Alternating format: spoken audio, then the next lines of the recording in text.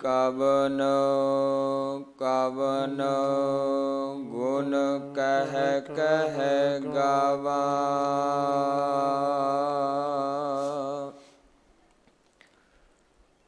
तू साहिब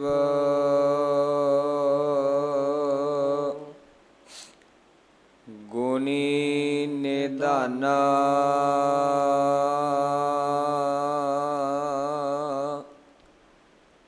तुमरी महिमा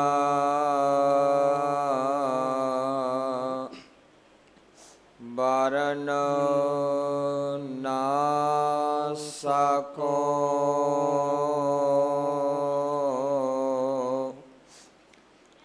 तू ठाकुर ऊच भगवाना।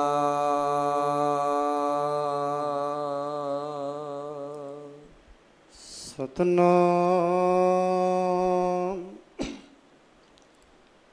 श्री वाहिगुरु साहिब जियो। राग सोरठ बाणी भगत रविदास जी की। एक ओंकार सतगुर प्रसाद। जब हम होते तब तू नाही, अब तू ही मैं नाही। अनल अगम जैसे लहर में, उदत जल केवल माही। जब हम होते तब तू नाही, अब तू ही मैं नाही। अनल अगम जैसे लहर में, उदत जल केवल जल नाही। माधव क्या कहिए प्रम ऐसा, जैसा मानिए होए ना तैसा। रहाओ नरपत एक सिंहासन सोया, सुपने पया भिखारी। अछत राज बिछरत दुख पाया, सोगत भई हमारी।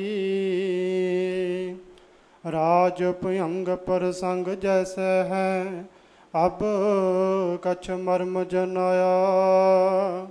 अनक कटक जैसे फूल पर है, अब कहते कह न आया।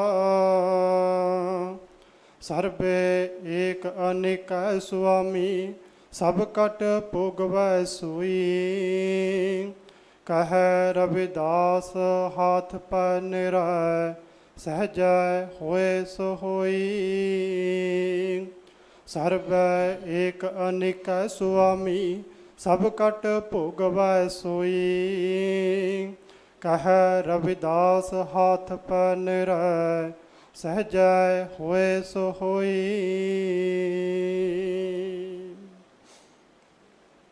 परम सन्मानयोग चवर तागत छत्र दे मालक, दसां ही पात साहियां दी आत्मक जोत। जुगो हो जुग अटल सदगुरु, धन धन साहिब श्री गुरु ग्रंथ साहिब महाराज जी दी पावन पवित्र और इलाही हजूरी अंदर सुभाएमान अति सत्कारयोग सत संगी जनों। आओ गुरमत विचारां दी आरंभता तो पहला आपस विच गुर फतेह दी सांझ पाइए। सारे गज के आखो जी वाहिगुरु जी का खालसा वाहिगुरु जी की फतेह। गुरमुखो अकाल पुरख परमात्मा जी ने साडे ते बड़ी ही महान किरपा रहमत बख्शिश कीती है ताकि सानू सतगुरां दी पावन हजूरी अंदर मिल बैठ के ਸਤਿਗੁਰਾਂ ਦੀ ਪਾਵਨ ਬਾਣੀ ਦੀ ਵਿਚਾਰ ਦੇ ਨਾਲ ਜੁੜਨ ਦਾ ਸੁਭਾਗਾ ਸਮਾਂ ਪ੍ਰਾਪਤ ਹੋਇਆ ਹੈ। ਜਿਸ ਤਰ੍ਹਾਂ ਆਪਾਂ ਬੜੇ ਲੰਬੇ ਸਮੇਂ ਤੋਂ ਲੈ ਕੇ ਭਗਤ ਸਾਹਿਬਾਨਾਂ ਦੀ ਪਾਵਨ ਬਾਣੀ ਦੀ ਵਿਚਾਰ ਕਰਦੇ ਆ ਰਹੇ ਹਾਂ, ਉਸੇ ਲੜੀ ਦੇ ਤਹਿਤ ਅੱਜ ਦਾ ਜੋ ਪਾਵਨ ਸ਼ਬਦ, ਜਿਸ ਪਾਵਨ ਸ਼ਬਦ ਦਾ ਪਾਠ ਆਪ ਜੀ ਨੇ ਗੁਰਮੁਖਾਂ ਪਾਸੋਂ ਮੂਲ ਰੂਪ ਵਿੱਚ ਸਰਵਣ ਕੀਤਾ ਹੈ, ਭਗਤ ਬਾਬਾ ਰਵਿਦਾਸ ਜੀ ਦੀ ਮੁਬਾਰਕ ਰਸਨਾ ਤੋਂ ਉਚਾਰਨ ਕੀਤਾ ਹੋਇਆ, ਇਸ ਪਾਵਨ ਸ਼ਬਦ ਦੀ ਵਿਚਾਰ ਆਪਾਂ ਸਤਿਗੁਰਾਂ ਦੀ ਕਿਰਪਾ ਰਹਿਮਤ ਬਖਸ਼ਿਸ਼ ਦੁਆਰਾ ਕਰਨੀ ਹੈ। ਹੁਣ ਗੁਰਮੁਖੋ, ਜਦੋਂ ਭਗਤ ਬਾਬਾ ਰਵਿਦਾਸ ਜੀ ਦੇ ਜੀਵਨ ਦਾ ਜ਼ਿਕਰ ਆਪਾਂ ਪੜ੍ਹਦੇ ਹਨ, ਮੈਂ ਕੁਝ ਬੇਨਤੀਆਂ ਉਹਨਾਂ ਦੀ ਜੀਵਨ ਇਤਿਹਾਸ ਵਿੱਚੋਂ ਕਰ ਜਾਵਾਂ, ਫਿਰ ਆਪਾਂ ਉਹਨਾਂ ਦੇ ਪਾਵਨ ਸ਼ਬਦ ਦੀ ਵਿਚਾਰ ਜਿਹੜੀ ਕਰਾਂਗੇ। ਹੁਣ ਗੁਰਮੁਖੋ, ਜਦੋਂ ਅਸੀਂ ਭਗਤ ਬਾਬਾ ਰਵਿਦਾਸ ਜੀ ਦਾ ਜੀਵਨ ਪੜ੍ਹਦੇ ਹਾਂ ਤਾਂ ਸਾਨੂੰ ਇੱਕ ਗੱਲ ਸਮਝ ਪੈਂਦੀ ਹੈ ਕਿ ਭਗਤ ਬਾਬਾ ਰਵਿਦਾਸ ਜੀ ਦਾ ਜਨਮ ਭਾਵੇਂ ਕਿ ਬ੍ਰਾਹਮਣ ਵੱਲੋਂ ਬਣਾਈ ਹੋਈ ਵਰਨ ਵੰਡ ਦੇ ਮੁਤਾਬਕ ਸ਼ੂਦਰ ਸ਼੍ਰੇਣੀ ਵਿੱਚ ਹੁੰਦਾ ਹੈ, ਪਰ ਭਗਤ ਬਾਬਾ ਰਵਿਦਾਸ ਜੀ ਨੂੰ ਪਰਮਾਤਮਾ ਦੀ ਭਗਤੀ ਨੇ, ਪਰਮਾਤਮਾ ਦੀ ਪ੍ਰੀਤ ਨੇ ਇੰਨੀਆਂ ਉੱਚੀਆਂ ਚੁੱਕ ਦਿੱਤਾ ਕਿ ਵੱਡੇ ਵੱਡੇ ਬੇਪਰਵਾਦੀ ਲੋਕਾਂ ਨੂੰ ਭਗਤ ਰਵਿਦਾਸ ਜੀ ਦੇ ਅੱਗੇ ਨਿਮਣਾ ਪਿਆ। ਭਗਤ ਬਾਬਾ ਰਵਿਦਾਸ ਜੀ ਆਪਣੀ ਬਾਣੀ ਵਿੱਚ ਜ਼ਿਕਰ ਕਰਦੇ ਹੈ, ਮੇਰੀ ਜਾਤ ਕੁਟ ਵਾਂਡਲਾ, ਢੋਰ ਢੁਬੰਤਾ ਨਿਤੈ ਬਨਾਰਸੀ ਆਸ ਪਾਸਾ, ਅਬ ਬੇਪਰ ਪ੍ਰਧਾਨ ਤੇ ਕਰੈ ਡੰਡੌਤ, ਤੇਰੇ ਨਾਮ ਸਰਨਾਏ ਰਵਿਦਾਸ ਦਾਸਾ। ਹੁਣ ਇੱਕ ਗੱਲ ਤੇ ਭਗਤ ਜੀ ਆਪਣੀ ਜਾਤ ਨਹੀਂ ਬਾਣੀ ਵਿੱਚ ਲੁਕਾਉਂਦੇ। ਮੈਂ ਪਿਛਲੇ ਦਿਨਾਂ ਵਿੱਚ ਵੀ ਬੇਨਤੀ ਕੀਤੀ ਸੀ, ਭਗਤ ਬਾਬਾ ਕਬੀਰ ਜੀ ਕਹਿੰਦੇ, ਕਬੀਰ ਮੇਰੀ ਜਾਤ ਕੋ ਸਭ ਕੋ ਹਸਨੇ ਹਾਰ। ਕਿਉਂਕਿ ਗੁਰਮੁਖੋ ਬ੍ਰਾਹਮਣ ਨੇ ਸਮਾਜ ਨੂੰ 4 ਵਰਨਾਂ ਵਿੱਚ ਵੰਡ ਦਿੱਤਾ। ਸਭ ਤੋਂ ਉੱਪਰ ਬ੍ਰਾਹਮਣ ਨੂੰ ਰੱਖਿਆ ਗਿਆ, ਉਸ ਤੋਂ ਬਾਅਦ ਖੱਤਰੀ, ਉਸ ਤੋਂ ਬਾਅਦ ਵੈਸ, ਤੇ ਇਹਨਾਂ ਸਾਰਿਆਂ ਤੋਂ ਨੀਵਾਂ ਰੱਖਿਆ ਗਿਆ ਸ਼ੂਦਰ ਨੂੰ।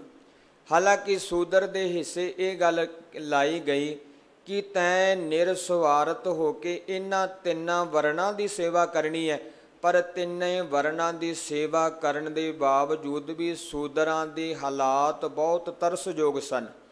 ਮੈਂ ਜਿਹੜੀ ਬੇਨਤੀ ਕਰ ਰਿਹਾ, ਹੁਣ ਭਗਤ ਬਾਬਾ ਕਬੀਰ ਜੀ ਆਪਣੀ ਬਾਣੀ ਵਿੱਚ ਜ਼ਿਕਰ ਕਰਦੇ ਹੈ, ਕਹਿੰਦੇ ਮੇਰਾ ਜਨਮ ਜੁਲਾਹਿਆਂ ਦੇ ਘਰ ਦਾ ਹੋਇਆ ਤੇ ਲੋਕ ਮੇਰੀ ਜਾਤ ਦਾ ਨਾਮ ਲੈ ਲੈ ਕੇ ਮੈਨੂੰ ਠੱਠਾ ਮਖੌਲ ਕਰਦੇ ਹੈ, ਮੇਰੇ ਤੇ ਹੱਸਦੇ ਹੈ, ਪਰ ਭਗਤ ਜੀ ਕਹਿੰਦੇ ਮੈਂ ਉਸ ਪਰਮਾਤਮਾ ਤੋਂ ਵੀ ਕੁਰਬਾਨ ਹਾਂ, ਇਸ ਜਾਤ ਤੋਂ ਵੀ ਬਲਿਹਾਰ ਜਾਣਾ ਜਿਸ ਜਾਤ ਵਿੱਚ ਜਨਮ ਲੈ ਕੇ ਮੈਂ ਉਸ ਸਿਰਜਣਹਾਰ ਪਰਮਾਤਮਾ ਨਾਲ ਜੁੜ ਗਿਆ। ਕਿਉਂਕਿ ਗੁਰਮੁਖੋ ਕਈ ਵਾਰ ਉੱਚੀ ਜਾਤੀ ਦਾ ਹੰਕਾਰ ਜਦੋਂ ਮਨੁੱਖ ਦੇ ਅੰਦਰ ਪੈਦਾ ਹੁੰਦਾ ਹੈ, ਮਨੁੱਖ ਦੇ ਅੰਦਰ ਮੈਂ ਪੈਦਾ ਹੁੰਦੀ ਹੈ, ਇਹ ਚੀਜ਼ਾਂ ਮਨੁੱਖ ਨੂੰ ਪਰਮਾਤਮਾ ਤੋਂ ਦੂਰ ਲੈ ਜਾਂਦੀਆਂ ਨੇ। ਅੱਜ ਦੇ ਪਾਵਨ ਸ਼ਬਦ ਵਿੱਚ ਵੀ ਭਗਤ ਜੀ ਇਹੀ ਜ਼ਿਕਰ ਕਰਦੇ ਹੈ, ਜਬ ਹਮ ਹੋਤੇ ਤਬ ਤੂੰ ਨਾਹੀ, ਅਬ ਤੂੰ ਹੀ ਮੈਂ ਨਾਹੀ ਹੈ ਮਾਲਕ। ਜਿੰਨਾ ਟਾਈਮ ਸਾਡੇ ਅੰਦਰ ਮੈਂ ਹੁੰਦੀ ਹੈ ਨਾ, ਆਪਾ ਭਾਵ ਦਾ ਖਿਆਲ ਹੁੰਦਾ ਹੈ, ਭਾਵ ਜਿੰਨਾ ਟਾਈਮ ਅਸੀਂ ਆਪਣੀ ਹਸਤੀ ਦਾ ਮਾਣ ਕਰਕੇ ਚੱਲਦੇ ਹਾਂ, ਉਹਨਾਂ ਟਾਈਮ ਸਾਡੇ ਹਿਰਦੇ ਵਿੱਚ ਤੇਰਾ ਕਦੇ ਵਾਸਾ ਨਹੀਂ ਹੁੰਦਾ। ਕਿਉਂਕਿ ਅਸੀਂ ਬਾਣੀ ਵਿੱਚ ਇਹ ਪਾਵਨ ਸ਼ਬਦ ਪੜ੍ਹਦੇ ਹਾਂ, ਹੋਮੈ ਨਾਵੈ ਨਾਲ ਵਿਰੋਧ ਹੈ, ਦੋਏ ਨਾ ਵਸੈ ਇੱਕ ਠਾਏ। ਭਾਈ ਜਿੱਥੇ ਹੋਮੇ ਆ ਗਈ, ਜਿੱਥੇ ਆਪਾ ਭਾਵ ਆ ਗਿਆ, ਉਸ ਮਨੁੱਖ ਦੇ ਹਿਰਦੇ ਵਿੱਚ ਕਦੇ ਪਰਮਾਤਮਾ ਦਾ ਵਾਸਾ ਨਹੀਂ ਹੋਏਗਾ। ਖੈਰ, ਮੈਂ ਜਿਹੜਾ ਨੁਕਤਾ ਤੁਹਾਡੇ ਨਾਲ ਸਾਂਝਾ ਕਰਦਾ ਸਾਂ, ਭਗਤ ਬਾਬਾ ਕਬੀਰ ਜੀ ਕਹਿੰਦੇ, ਕਬੀਰ ਮੇਰੀ ਜਾਤ ਕੋ ਸਭ ਕੋ ਹਸਨੇ ਹਾਰ। ਕਹਿੰਦੇ ਮੇਰੀ ਜਾਤ ਦਾ ਨਾਮ ਲੈ ਕੇ, ਜਿਵੇਂ ਭਗਤ ਨਾਮਦੇਵ ਜੀ ਨੇ ਵੀ ਜ਼ਿਕਰ ਕੀਤਾ ਨਾ, ਸੂਦ ਸੂਦ ਕਰ ਮਾਰ ਉਠਾਇਓ, ਕਹਾਂ ਕਰੋ ਬਾਪ ਬੀਠਲਾ। ਤੇ ਭਗਤ ਜੀ ਨੇ ਤਾਂ ਇੱਥੋਂ ਤੱਕ ਕਹਿ ਦਿੱਤਾ, ਕਹਿੰਦੇ ਮੋਏ ਹੋਏ ਕੋ ਮੁਕਤ ਦਿਓਗੇ ਤਾਂ ਮੁਕਤ ਨਾ ਜਾਣੇ ਕੋਇਲ। ਕਹਿੰਦੇ ਹੇ ਮਾਲਕ, ਜੇ ਮੈਨੂੰ ਮਰਨ ਤੋਂ ਬਾਅਦ ਮੁਕਤੀ ਮਿਲੀ ਤੇ ਸੰਸਾਰ ਦੇ ਲੋਕਾਂ ਨੂੰ ਕੀ ਪਤਾ ਲੱਗੇਗਾ ਵੀ ਤੇਰਾ ਭਗਤ ਜਿਉਂਦੇ ਜੀ ਤੇ ਬੰਧਨਾਂ ਬੇਕਾਰਾਂ ਤੋਂ ਮੁਕਤ ਨਹੀਂ ਹੋ ਸਕਿਆ। ਤਾਂ ਕਰਕੇ ਮੈਂ ਬਹੁਤ ਵਾਰੀ ਇਹ ਨੁਕਤਾ ਤੁਹਾਡੇ ਨਾਲ ਸਾਂਝਾ ਕੀਤਾ ਹੈ ਵੀ ਜਦੋਂ ਅਸੀਂ ਗੁਰਮਤ ਵਿੱਚ ਮੁਕਤੀ ਦੀ ਗੱਲ ਕਰਦੇ ਹਾਂ ਨਾ, ਮੁਕਤੀ ਦੇ ਕਨਸੈਪਟ ਨੂੰ ਅਸੀਂ ਸਮਝਣਾ ਹੋਵੇ ਤੇ ਸਾਨੂੰ ਸਮਝਣਾ ਪਏਗਾ ਵੀ ਗੁਰਮਤ ਵਿੱਚ ਜਿਉਂਦੇ ਜੀ ਹੀ ਮੁਕਤੀ ਮਿਲਦੀ ਹੈ। ਮਰਨ ਤੋਂ ਬਾਅਦ ਵਾਲੀ ਮੁਕਤੀ ਨੂੰ ਗੁਰਮਤ ਨੇ ਪ੍ਰਵਾਨ ਨਹੀਂ ਕੀਤਾ। ਭਗਤ ਜੀ ਕਹਿੰਦੇ ਬੇਨੀ ਕਹਿ ਸੁਨੋ ਰੇ ਭਗਤੋ ਮਰਨ ਮੁਕਤ ਕਿਨ ਪਾਈ। ਖੈਰ ਮੈਂ ਜਿਹੜਾ ਨੁਕਤਾ ਤੁਹਾਡੇ ਨਾਲ ਸਾਂਝਾ ਕਰਦਾ ਸਾਂ, ਭਗਤ ਸਾਹਿਬਾਨਾਂ ਨੂੰ ਜਿਹੜੇ ਬ੍ਰਾਹਮਣ ਲੋਕ ਸਨ, ਖਾਸ ਕਰਕੇ ਜਿਨ੍ਹਾਂ ਦੇ ਅੰਦਰ ਵਰਨ ਵੰਡ ਦਾ ਹੰਕਾਰ ਸੀ, ਜਿਨ੍ਹਾਂ ਅੰਦਰ ਆਪਣੀ ਉੱਚੀ ਜਾਤੀ ਦਾ ਹੰਕਾਰ ਸੀ, ਮੈਂ ਪਿਛਲੇ ਦਿਨਾਂ ਵਿੱਚ ਵੀ ਬੇਨਤੀ ਕੀਤੀ ਸੀ ਗੁਰਮੁਖੋ, ਧੰਨ ਗੁਰੂ ਅਮਰਦਾਸ ਮਹਾਰਾਜ ਕਹਿੰਦੇ ਜਿਹੜਾ ਬੰਦਾ ਜਾਤ ਦਾ ਹੰਕਾਰ ਕਰਕੇ ਚੱਲਦਾ ਹੈ ਨਾ, ਸਮਝ ਲਓ ਇਹਦੇ ਨਾਲ ਮੂਰਖ ਬੰਦਾ ਕੋਈ ਨਹੀਂ। ਧੰਨ ਗੁਰੂ ਅਮਰਦਾਸ ਮਹਾਰਾਜ ਜੀ ਦਾ ਪਾਵਨ ਸ਼ਬਦ ਅਸੀਂ ਪੜ੍ਹਦੇ ਹਾਂ, ਸੱਚੇ ਪਾਤਸ਼ਾਹ ਜੀ ਕਹਿੰਦੇ ਜਾਤ ਕਾ ਗਰਭ ਨਾ ਕਰ ਮੂਰਖ ਗਾਵਾਰਾ, ਇਸ ਗਰਭ ਤੇ ਚੱਲੈ ਬਹੁਤ ਵਿਕਾਰਾ। ਅੱਗੇ ਸੱਚੇ ਪਾਤਸ਼ਾਹ ਜੀ ਕਹਿੰਦੇ ਪੰਜ ਤਤ ਮਿਲ ਦੇਹੀ ਕਾ ਆਕਾਰਾ। ਕਹਿੰਦੇ ਤੂੰ ਆਪਣੀ ਉੱਚੀ ਜਾਤੀ ਦਾ ਮਾਣ ਕਰਦਾ, ਤੂੰ ਇਹ ਮੰਨ ਕੇ ਚੱਲਦਾ ਵੀ ਮੇਰਾ ਤੇ ਵਰਨ ਸਾਰਿਆਂ ਦੇ ਨਾਲ ਉੱਚਾ ਹੈ, ਪਰ ਸਤਿਗੁਰੂ ਜੀ ਕਹਿੰਦੇ ਜਦੋਂ ਤੂੰ ਸ੍ਰਿਸ਼ਟੀ ਦੇ ਵਿੱਚ ਵੇਖੇਗਾ ਨਾ ਤੇ ਪਰਮਾਤਮਾ ਨੇ ਜਿੰਨੇ ਜੀਵ ਪੈਦਾ ਕੀਤੇ ਆ ਸਾਰਿਆਂ ਦਾ ਸਰੀਰ ਪੰਜ ਤੱਤਾਂ ਤੋਂ ਹੀ ਪੈਦਾ ਹੋਇਆ। ਸਤਿਗੁਰੂ ਜੀ ਨੇ ਇੱਕ ਥਾਂ ਤੇ ਹੋਰ ਜ਼ਿਕਰ ਕੀਤਾ, ਕਹਿੰਦੇ ਆ ਪੰਜ ਤਤ ਕਰ ਤੁਧ ਸ੍ਰਿਸ਼ਟ ਸਭ ਸਾਜੀ। ਕਹਿੰਦੇ ਐ ਮਾਲਕ ਸਾਰੀ ਸ੍ਰਿਸ਼ਟੀ ਜਿਹੜੀ ਹੈ ਇਹ ਤੂੰ ਪੰਜੇ ਤੱਤਾਂ ਤੋਂ ਪੈਦਾ ਕੀਤੀ ਹੈ। ਕੋਈ ਸੇਮਾ ਕਰਿਓ ਜੇ ਕਿਛ ਕੀਤਾ ਹੋਵੇ, ਭਾਵ ਜਿਹੜੀ ਵੀ ਜੀਵ ਪਰਮਾਤਮਾ ਨੇ ਪੈਦਾ ਕੀਤੀ ਹੈ ਉਹਨਾਂ ਸਾਰਿਆਂ ਦੀ ਪੈਦਾਇਸ਼ ਪੰਜ ਤੱਤਾਂ ਤੋਂ ਹੋਈ ਹੈ। ਫਿਰ ਧੰਨ ਗੁਰੂ ਅਮਰਦਾਸ ਮਹਾਰਾਜ ਕਹਿੰਦੇ ਤੁਸੀਂ ਆਪਣੀ ਉੱਚੀ ਜਾਤ ਦਾ ਹੰਕਾਰ ਕਾਹਦੇ ਕਰਕੇ ਕਰਦੇ ਪਏ? ਜਾਤ ਕਾ ਗਰਭ, ਵੱਬੇ ਨਾਲ ਗਰਭ, ਭੱਬੇ ਨਾਲ ਥੋੜ੍ਹਾ ਜਿਹਾ ਭਾਰਾ ਬੋਲਾਂਗੇ ਫਿਰ ਮਾਂ ਦਾ ਉਦਰ ਬਣੇਗਾ। ਜਾਤ ਕਾ ਗਰਭ ਕਰ ਨਾ ਮੂਰਖ ਗਾਵਾਰਾ, ਇਸ ਗਰਭ ਤੇ ਚੱਲੈ ਬਹੁਤ ਵਿਕਾਰਾ। ਤੇ ਸਤਿਗੁਰੂ ਜੀ ਕਹਿੰਦੇ ਜਦੋਂ ਜਾਤ ਦਾ ਹੰਕਾਰ ਕਰੇਗਾ ਨਾ ਇਹਦੇ ਨਾਲ ਤੇਰੇ ਅੰਦਰ ਕਈ ਤਰ੍ਹਾਂ ਦੇ ਵਿਕਾਰ ਪੈਦਾ ਹੋਣੇ।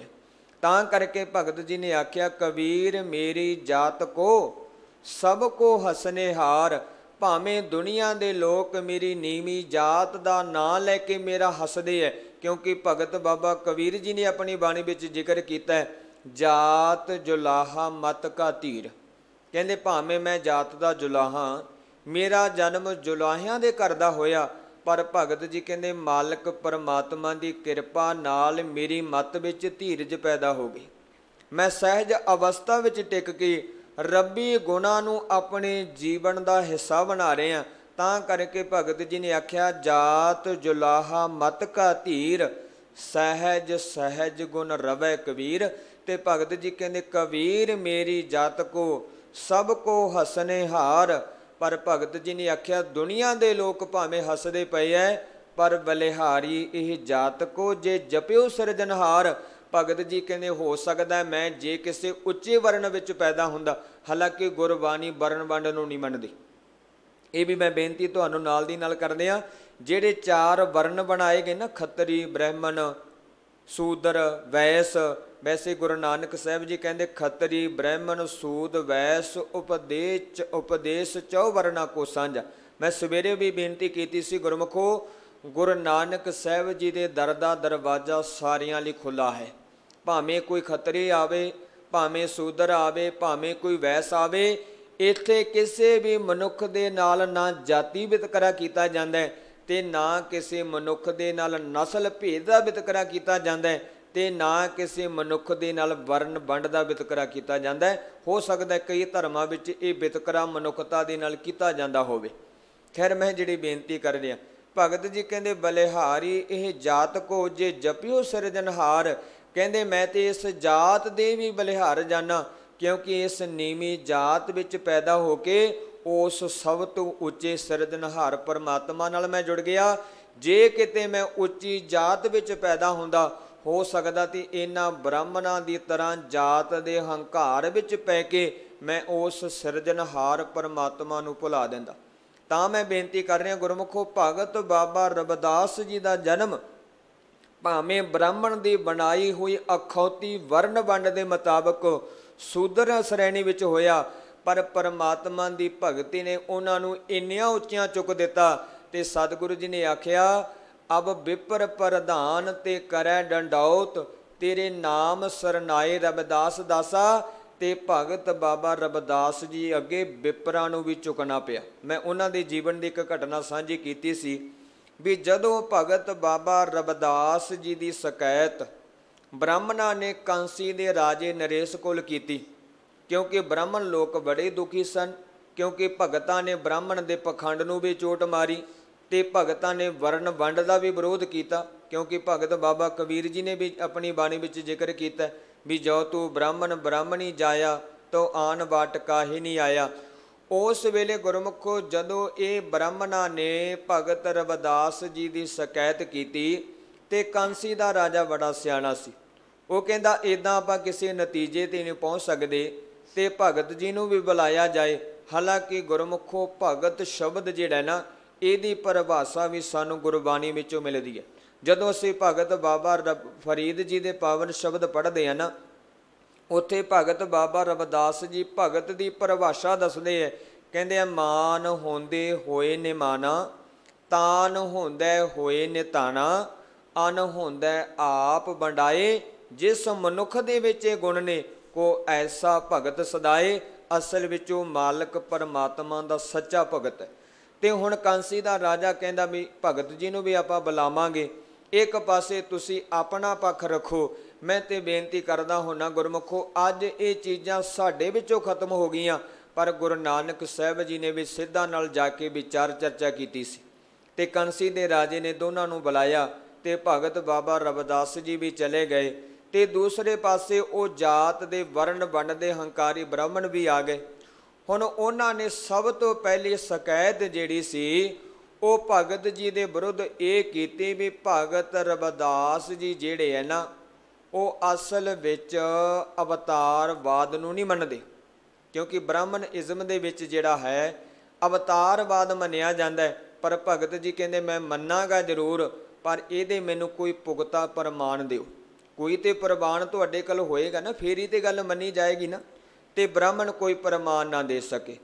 ਉਸ ਤੋਂ ਬਾਅਦ ਉਹਨਾਂ ਨੇ ਦੂਸਰੀ ਸ਼ਿਕਾਇਤ ਭਗਤ ਜੀ ਦੀ ਇਹ ਕੀਤੀ ਕਿ ਭਗਤ ਰਵਿਦਾਸ ਜਿਹੜਾ ਹੈ ਇਹ ਅਸਲ ਵਿੱਚ ਬੁੱਤ ਪ੍ਰਸਤ ਨਹੀਂ ਹੈ, ਇਹ ਬੁੱਤ ਪ੍ਰਸਤੀ ਦਾ ਵਿਰੋਧ ਕਰਦਾ ਹੈ।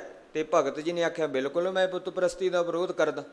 ਉਸ ਵੇਲੇ ਗੁਰਮੁਖੋ ਭਾਵੇਂ ਕਿ ਅਸੀਂ ਇਹ ਗੱਲ ਕਹਿਣੇ ਆ ਵੀ ਇਹ ਭਗਤ ਬਾਬਾ ਰਵਿਦਾਸ ਜੀ ਇੱਕ ਪਾਸੇ ਬੈਠੇ ਹੈ, ਇੱਕ ਪਾਸੇ ਬ੍ਰਾਹਮਣ ਬੈਠੇ ਹੈ, ਤੇ ਪਹਿਲਾਂ ਬ੍ਰਾਹਮਣਾਂ ਨੇ ਆਪਣੇ ਮੰਤਰ ਪੜ੍ਹ ਕੇ ਜਿਹੜੇ ਸਨ ਮੂਰਤੀਆਂ ਨੂੰ ਤੈਰਨਾ ਕੀਤਾ ਤੇ ਮੂਰਤੀਆਂ ਜਿਹੜੀਆਂ ਸੀ ਤੈਰ ਕੇ ਨਹੀਂ ਆ ਸਕੀਆਂ।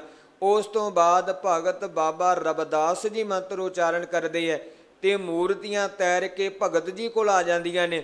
ਇਹਨਾਂ ਤੋਂ ਕੀ ਭੁਲੇਖਾ ਪਏਗਾ ਕਿ ਅਸਲ ਵਿੱਚ ਬ੍ਰਾਹਮਣ ਜਿਹੜੇ ਸਨ ਉਹ ਇੰਨੇ ਵੱਡੇ ਬੁੱਤ ਪ੍ਰਸਤ ਨਹੀਂ ਸਨ ਜਿੰਨੇ ਬੁੱਤ ਦੇ ਪੁਜਾਰੀ ਭਗਤ ਬਾਬਾ ਰਵਿਦਾਸ ਜੀ ਸਨ। ਪਰ ਅਸਲ ਵਿੱਚ ਘਟਨਾ ਕੀ ਵਾਪਰੀ, ਸੰਖੇਪ ਹੀ ਮੈਂ ਬੇਨਤੀ ਕਰ ਰਿਹਾ। ਅਸਲ ਵਿੱਚ ਘਟਨਾ ਇਹ ਵਾਪਰੀ ਸੀ ਜਦੋਂ ਬ੍ਰਾਹਮਣਾਂ ਨੇ ਇਹ ਸ਼ਿਕਾਇਤ ਕੀਤੀ ਕਾਂਸੀ ਦੇ ਰਾਜੇ ਕੋਲ ਕਿ ਭਗਤ ਬਾਬਾ ਰਵਿਦਾਸ ਜੀ ਬੁੱਤ ਪ੍ਰਸਤ ਨਹੀਂ ਹਨ, ਇਹ ਬੁੱਤ ਪੂਜਾ ਦੇ ਵਿਰੋਧ ਵਿੱਚ ਨੇ, ਇਹਨਾਂ ਦੀ ਬਾਣੀ ਬੁੱਤ ਪੂਜਾ ਦਾ ਖੰਡਨ ਕਰਦੀ ਹੈ।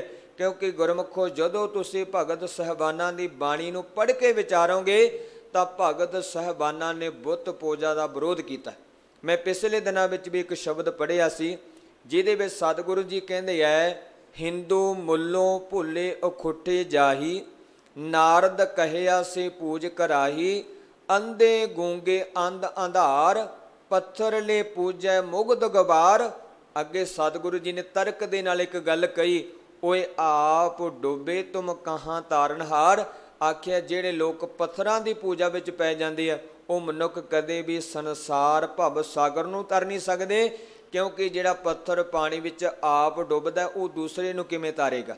ਤਾਂ ਹੀ ਸਤਿਗੁਰੂ ਜੀ ਨੇ ਬਾਣੀ ਵਿੱਚ ਆਖਿਆ ਸੀ ਜੋ ਪਾਥਰ ਕੀ ਪਾਈ ਪਾਏ ਤਿਸ ਕੀ ਘਾਲ ਅਜਾਈ ਜਾਏ, ਪਾਥਰ ਨਾ ਕਿਛ ਬੋਲੇ ਨਾ ਕਿਛ ਦੇ, ਫੋਕਟ ਕਰਮ ਨਿਪਲ ਹੈ ਸੇਵ।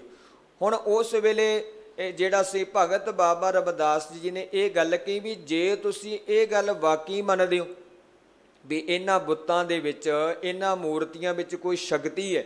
ਵੈਸੇ ਤਾਂ ਭਗਤ ਬਾਬਾ ਨਾਮਦੇਵ ਜੀ ਨੇ ਗੱਲ ਹੀ ਨਿਬੇੜ ਦਿੱਤੀ, ਕਹਿੰਦੇ ਏਕੈ ਪਾਥਰ ਰੱਖੀਏ ਭਾਉ।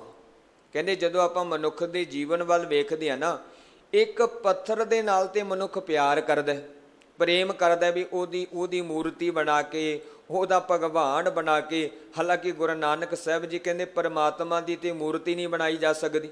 ਥਾਪਿਆ ਨਾ ਜਾਏ, ਕੀਤਾ ਨਾ ਹੋਏ, ਆਪੇ ਆਪ ਨਿਰੰਜਨ ਸੋਇਓ, ਤੇ ਆਪਣੇ ਆਪ ਤੋਂ ਪੈਦਾ ਹੋਇਆ। ਤੇ ਭਗਤ ਬਾਬਾ ਨਾਮਦੇਵ ਜੀ ਕਹਿੰਦੇ ਮਨੁੱਖ ਦੇ ਜੀਵਨ ਦੀ ਗੱਲ ਵੇਖੋ, ਇੱਕ ਹੈ ਪਾਥਰ ਰੱਖੀਐ ਭਾਓ, ਦੂਜੈ ਪਾਥਰ ਧਰੀਐ ਪਾਓ, ਜੇ ਉਹ ਦਿਓ ਤਾਂ ਉਹ ਪੀ ਦੇਵਾ, ਕਹਿਤ ਨਾਮ ਦਿਓ ਹਮ ਹਰਿ ਕੀ ਸੇਵਾ। ਭਗਤ ਜੀ ਕਹਿੰਦੇ ਮਨੁੱਖ ਜਿਹੜਾ ਹੈ ਇੱਕ ਪੱਥਰ ਨੂੰ ਭਗਵਾਨ ਮੰਨ ਕੇ ਪੂਜਦਾ ਤੇ ਦੂਸਰੇ ਪੱਥਰ ਤੇ ਪੈਰ ਰੱਖ ਕੇ ਉਹਨੂੰ ਲਤਾੜ ਕੇ ਲੰਘ ਜਾਂਦਾ ਹੈ। ਭਗਤ ਜੀ ਕਹਿੰਦੇ ਜੇ ਇੱਕ ਪੱਥਰ ਦੀ ਮੂਰਤੀ ਭਗਵਾਨ ਹੈ, ਫਿਰ ਦੂਸਰਾ ਪੱਥਰ ਦੇਵਤਾ ਕਿਉਂ ਨਹੀਂ ਹੋਇਆ। ਪਰ ਭਗਤ ਜੀ ਨੇ ਆਖਿਆ ਕਹਿਤ ਨਾਮ ਦਿਓ ਹਮ ਹਰਿ ਕੀ ਸੇਵਾ। ਭਾਈ ਅਸੀਂ ਤੇ ਇਸ ਬੁੱਤ ਪ੍ਰਸਤੀ ਨੂੰ ਛੱਡ ਕੇ, ਪੱਥਰ ਪੂਜਾ ਨੂੰ ਛੱਡ ਕੇ ਇੱਕ ਮਾਲਕ ਦੀ ਸੇਵਾ ਵਿੱਚ ਜੁੜਿਆ, ਭਾਵ ਸਾਡਾ ਸੰਬੰਧ ਤੇ ਇੱਕ ਪਰਮਾਤਮਾ ਦੇ ਨਾਲ ਹੈ। ਹੁਣ ਭਗਤ ਬਾਬਾ ਰਵਿਦਾਸ ਜੀ ਨੇ ਆਖਿਆ ਵੀ ਜੇ ਵਾਕਈ ਤੁਹਾਡੀਆਂ ਮੂਰਤੀਆਂ ਵਿੱਚ ਕੋਈ ਕਰਾਮਾਤ ਹੈ, ਸ਼ਕਤੀ ਹੈ, ਤਾਂ ਫਿਰ ਭਗਤ ਜੀ ਕਹਿੰਦੇ ਇਹਨਾਂ ਪੱਥਰ ਦੀਆਂ ਮੂਰਤੀਆਂ ਨੂੰ ਮੈਂ ਆਪਣੀ ਗੋਦ ਵਿੱਚ ਲੈ ਕੇ ਬੈਠਾਂਗਾ ਤੇ ਤੁਸੀਂ ਆਪਣੇ ਮੰਤਰ ਪੜ੍ਹ ਕੇ ਇਹਨਾਂ ਮੂਰਤੀਆਂ ਨੂੰ ਛਡਾਓ। ਤੇ ਬ੍ਰਾਹਮਣਾਂ ਨੇ ਬੜੇ ਮੰਤਰ ਪੜ੍ਹੇ, ਬੜੇ ਯਤਨ ਕੀਤੇ, ਪਰ ਮੈਂ ਬੜੀ ਵਾਰੀ ਬੇਨਤੀ ਕਰਦਾ ਹੁੰਨਾ ਗੁਰਮੁਖੋ, ਪਖੰਡੀ ਲੋਕ ਜਿੰਨਾ ਮਰਜ਼ੀ ਯਤਨ ਕਰਨ, ਪਰ ਅਖੀਰ ਨੂੰ ਪਖੰਡ ਨੂੰ ਜਿਹੜਾ ਨਿਭਣਾ ਪੈਂਦਾ ਹੈ, ਅਖੀਰ ਨੂੰ ਸੱਚ ਸਾਹਮਣੇ ਆਏਗਾ। ਪਰ ਅੱਜ ਸਾਡੇ ਵਿੱਚ ਉਹ ਤਾਕਤ ਨਹੀਂ ਰਹੀ ਜਿਹੜੀ ਤਾਕਤ ਭਗਤਾਂ ਵਿੱਚ ਸੀ। ਭਗਤਾਂ ਨੇ ਪਖੰਡੀ ਲੋਕਾਂ ਦੇ ਪਾਜ ਉਧੇੜ ਕੇ ਸਾਹਮਣੇ ਰੱਖ ਦਿੱਤੇ ਸਮਾਜ ਦੇ, ਤੇ ਉਹਨਾਂ ਨੇ ਇਹ ਬ੍ਰਾਹਮਣ ਜਿਹੜੇ ਸਨ ਇਹ ਵੀ ਕੋਈ ਮੰਤਰ ਜਿਹੜਾ ਸੀ ਨਹੀਂ ਚਲਾ ਸਕੇ। ਉਸ ਤੋਂ ਬਾਅਦ ਉਹਨਾਂ ਨੇ ਇੱਕ ਗੱਲ ਕਹੀ ਵੀ ਭਗਤ ਰਵਿਦਾਸ ਜੀ ਜਿਹੜੇ ਹੈ ਇਹ ਸਾਡੇ ਜਨੇਊ ਸੰਸਕਾਰ ਨੂੰ ਨਹੀਂ ਮੰਨਦੇ। ਹਾਲਾਂਕਿ ਮੈਂ ਪਿਛਲੇ ਦਿਨਾਂ ਵਿੱਚ ਵੀ ਬੇਨਤੀ ਕੀਤੀ ਸੀ, ਤੁਹਾਨੂੰ ਚੇਤੇ ਹੋਏਗਾ। ਹੁਣ ਭਗਤ ਬਾਬਾ ਰਵਿਦਾਸ ਜੀ ਤੇ ਜਨੇਊ ਸੰਸਕਾਰ ਦਾ ਵਿਰੋਧ ਕਰਦੇ, ਕਿਉਂਕਿ ਜਨੇਊ ਸਮਾਜ ਵਿੱਚ ਵੰਡੀਆਂ ਪਾਉਂਦਾ। ਹੁਣ ਕਿਉਂਕਿ ਗੁਰਮੁਖੋ ਬ੍ਰਾਹਮਣ ਦੀ ਰਹੁ ਰੀਤੀ ਮੁਤਾਬਕ, ਬ੍ਰਾਹਮਣ ਦੇ ਸ਼ਸਤਰਾਂ ਮੁਤਾਬਕ, ਸਿਮਰਤੀਆਂ ਮੁਤਾਬਕ ਜਨੇਊ ਦੀ ਰਸਮ ਜਿਹੜੀ ਸੀ ਉਹ ਬ੍ਰਾਹਮਣ ਲਈ ਕੀਤੀ ਜਾਂਦੀ ਸੀ, ਖੱਤਰੀ ਲਈ ਕੀਤੀ ਜਾਂਦੀ ਸੀ, ਬੈਸ ਲਈ ਕੀਤੀ ਜਾਂਦੀ ਸੀ। ਸੂਦਰ ਅਤੇ ਇਸਤਰੀ ਨੂੰ ਜਨੇਊ ਪਾਉਣ ਦੀ ਮਨਾਹੀ ਸੀ। ਇਸ ਕਰਕੇ ਤੇ ਬਾਬੇ ਨਾਨਕ ਨੇ ਪੰਡਤ ਹਰਦਿਆਲ ਜੀ ਦਾ ਹੱਥ ਫੜ ਕੇ ਰੋਕ ਦਿੱਤਾ ਸੀ। ਬਾਬਾ ਨਾਨਕ ਜੀ ਨੇ ਆਖਿਆ ਵੀ ਜੇ ਜਨੇਊ ਪਾਉਣਾ ਇੰਨੀ ਜ਼ਰੂਰੀ ਹੈ ਤਾਂ ਬਾਬਾ ਨਾਨਕ ਜੀ ਕਹਿੰਦੇ ਮੇਰੇ ਨਾਲੋਂ ਪਹਿਲਾਂ ਮੇਰੀ ਭੈਣ ਬੇਬੇ ਨਾਨਕੀ ਦੇ ਪਾਓ, ਜਿਹੜੀ 5 ਸਾਲ ਮੇਰੇ ਨਾਲ ਉਮਰ ਵਿੱਚ ਵੱਡੀ ਹੈ। ਹਾਲਾਂਕਿ ਬਹੁਤ ਵਾਰੀ ਆਪਾਂ ਜ਼ਿਕਰ ਕੀਤਾ ਹੈ, ਅਸਲ ਵਿੱਚ ਇਹ ਗੁਰੂ ਨਾਨਕ ਸਾਹਿਬ ਜੀ ਦਾ ਇਨਕਲਾਬੀ ਕਦਮ ਸੀ, ਜਦੋਂ ਬਾਬਾ ਨਾਨਕ ਜੀ ਨੇ ਆਪਣੇ ਵੱਖਰੇ ਰਸਤੇ ਦੀ ਗੱਲ ਕਰ ਦਿੱਤੀ ਵੀ ਸਾਡਾ ਰਸਤਾ ਵੱਖਰਾ ਹੈ। ਮੈਂ ਬੜੀ ਵਾਰੀ ਇਹ ਸ਼ਬਦ ਤੁਹਾਡੇ ਨਾਲ ਸਾਂਝਾ ਕੀਤਾ ਹੈ। ਭਗਤ ਜੀ ਕਹਿੰਦੇ ਪੰਡਤ ਮੁੱਲਾ ਜੋ ਲਿਖ ਦਿਆ, ਛੋੜ ਚਲੇ ਹਮ ਕਛੂ ਨਾ ਲਿਆ, ਹਮਰਾ ਝਗੜਾ ਰਹਾ ਨਾ ਕਉ, ਪੰਡਤ ਮੁੱਲਾ ਛਾਡੇ ਦੋ। ਨਾ ਅਸੀਂ ਬ੍ਰਾਹਮਣ ਦੀ ਮੱਤ ਨੂੰ ਮੰਨਦੇ ਹਾਂ ਤੇ ਨਾ ਅਸੀਂ ਮੁਲਾਣੇ ਦੀ ਮੱਤ ਨੂੰ ਮੰਨਦੇ ਹਾਂ, ਸਾਡਾ ਤੇ ਰਸਤੇ ਵੱਖਰਾ ਹੈ। ਚਾਲ ਨਿਰਾਲੀ ਭਗਤਾਂ ਕੇਰੀ, ਬਿਖਮ ਮਾਰਗ ਚੱਲਣਾ। ਪਰਮਾਤਮਾ ਦੇ ਪਿਆਰਿਆਂ ਦੀ ਚਾਲ ਤੇ ਹੀ ਵੱਖਰੀ ਹੈ, ਗੁਰਸਿੱਖ ਦਾ ਰਸਤਾ ਹੀ ਵੱਖਰਾ ਹੈ।